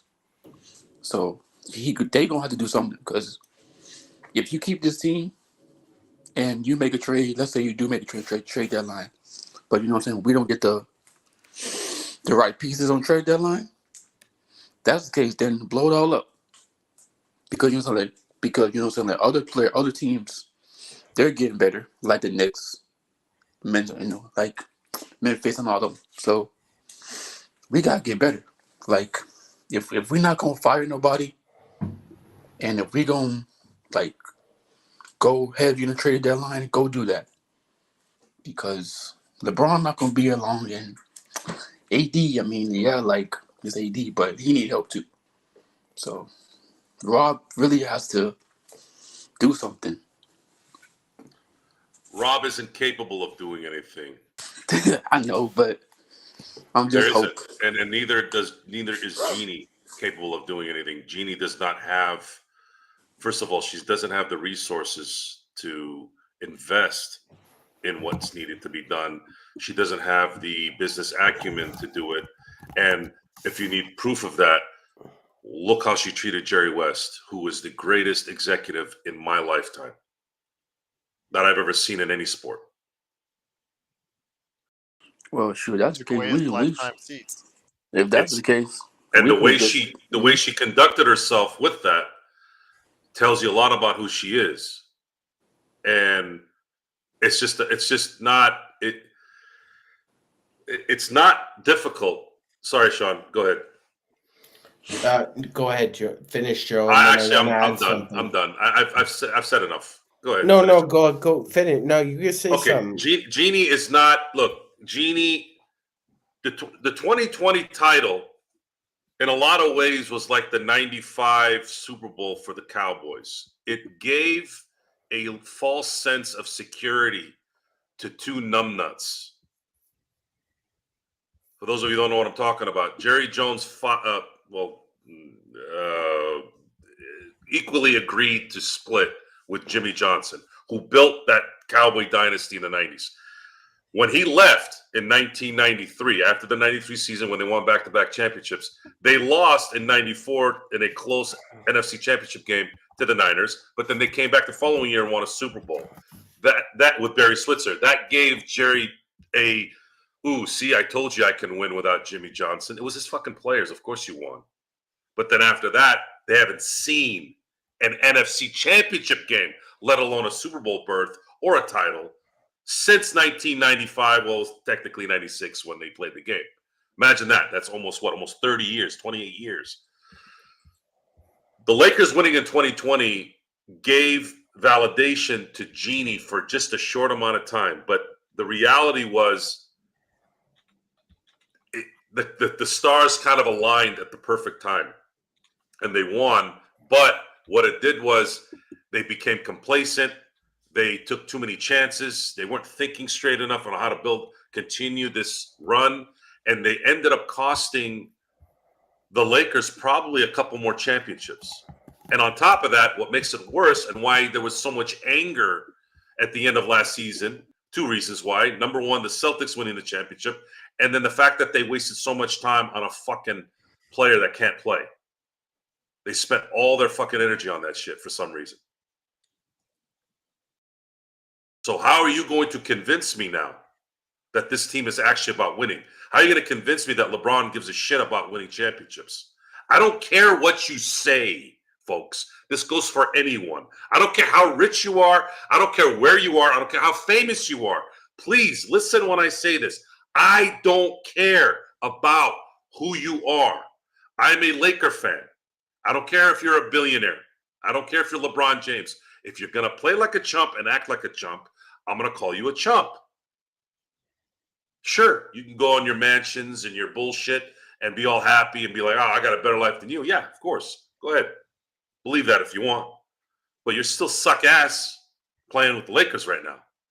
You got your ass handed to you by guys that basketball media people don't even know their names. They worked you like you were a bitch.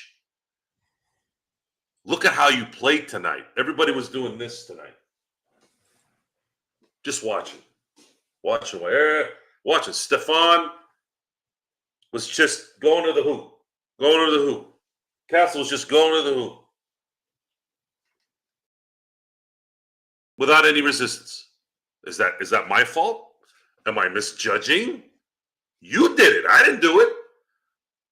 Oh, you don't understand, Joe. You don't play the game. I'll tell you this, motherfuckers. If I was playing in any game, I'm not playing like this. Sorry. I know I can't prove it sitting in this chair, but I know for a fact that anytime I've played anything, I've always given it 100%. That's just the way it is. So the Lakers team is toast. They've been toast. They're going to be burnt toast by the end of the year. And you guys, a lot of you people out there are still going to sit there, kiss their ass, eat all their bullshit up. Not here. We're not doing that here. This team needs to go all in on the all out. Jeannie, Rob, everyone. Get this team sold to owners that know how to run a franchise. 27%. They already have 27% of your team. Give them the rest. Give them the remaining 73. Let them own the building. Let them own the land. Let them own the team. And let's see how those guys turn this thing around, and they would. That's. I'm going to be campaigning for the Guggenheims to buy the Lakers until it happens. And that's the bottom line. Yeah, I know. That's what I'm saying. It's like 3 a.m. for Sean. That's insane. And I know, John, you're looking like I just like it to blanket up like I'm getting tired. It's 12 o'clock. I got a 7 a.m. meeting tomorrow. We're gonna shut it down. But Magic Man, in honor of that, any last thoughts? Again, coming into this month, we thought it was going to be a prime month for the Lakers to make a move in the standings up. But so far, all they've been doing is making a down turn. So, Yeah, at least the Golden State and to Darren, Golden State is actually the only team in the West playing worse than us. They're actually in 12th place now in the Western Conference. Go ahead, Magic. Yeah, they lost up in Canada tonight. So to one of the worst Raptors teams I've ever seen. Before we end it, Gerald, I just want to say there's a certain man, who is evading a lot of criticism in the Lakers organization. And he's been with Jeannie from the very start, Gerald. Do you know who I'm talking about? Tim Harris. That's a good point. Harris was him much.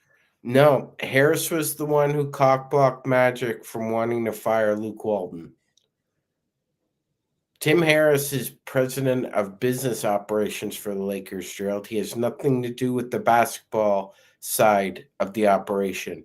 So why was he so committed and so passionate about not allowing Magic Johnson to do the job that he was hired to do? And then you fired John Black. I like John Black, Gerald. I thought John Black was a great employee for the Lakers. Then you go ahead and you decide you're going to take input from Tim Harris about basketball operations over your own general manager and president that you've hired. As Joe said, dysfunction junction. And I think he holds some responsibility. But like you said, Gerald, as long as the Lakers keep making money, Jeannie's just going to keep Tim Harris right where he is. Absolutely. Unfortunately, like as Joe said, it shouldn't always be about money, but with the Lakers, it definitely is. But right now, the Lakers are flailing in the wind as they lose again on a day where they really needed to pick up the community with the win, and they failed to do so. They lose 126-102. Truly appreciate everyone out there sticking with us so late. It is, of course, the Lakers Fast Break. We'll be on late tomorrow, maybe a nightcap, maybe a snack pack. We haven't decided yet for sure, but we'll go ahead and do so. I got a great article that I want to go ahead and drop here pretty soon from Mark. I just want to go ahead and give him a chat before we go ahead and do so. Joe, Magic Man, and John Costa, please support Joe at, of course, his game. That would be Corrupt, COREUPT on Steam. And, of course, Simblades, his company, and LakersBall.com, where he stands by over there as well. And then, of course, John Costa, Clutch Talk, and Lakers Corner, and Magic Man heading up our Playback.tv, Lakers Fast Break team. So truly appreciate you joining us. Once again, the Lakers lose. We'll be back tomorrow to go ahead and discuss, and vent, and do the things that we do and complain and get all you mad at us and get all of you riled up and say we're LeBron haters and LeBron lovers all at the same time and all that great stuff, because we love you. Hopefully you love us. Please like and subscribe to all the great things we do right here at the Lakers Fast Break Podcast.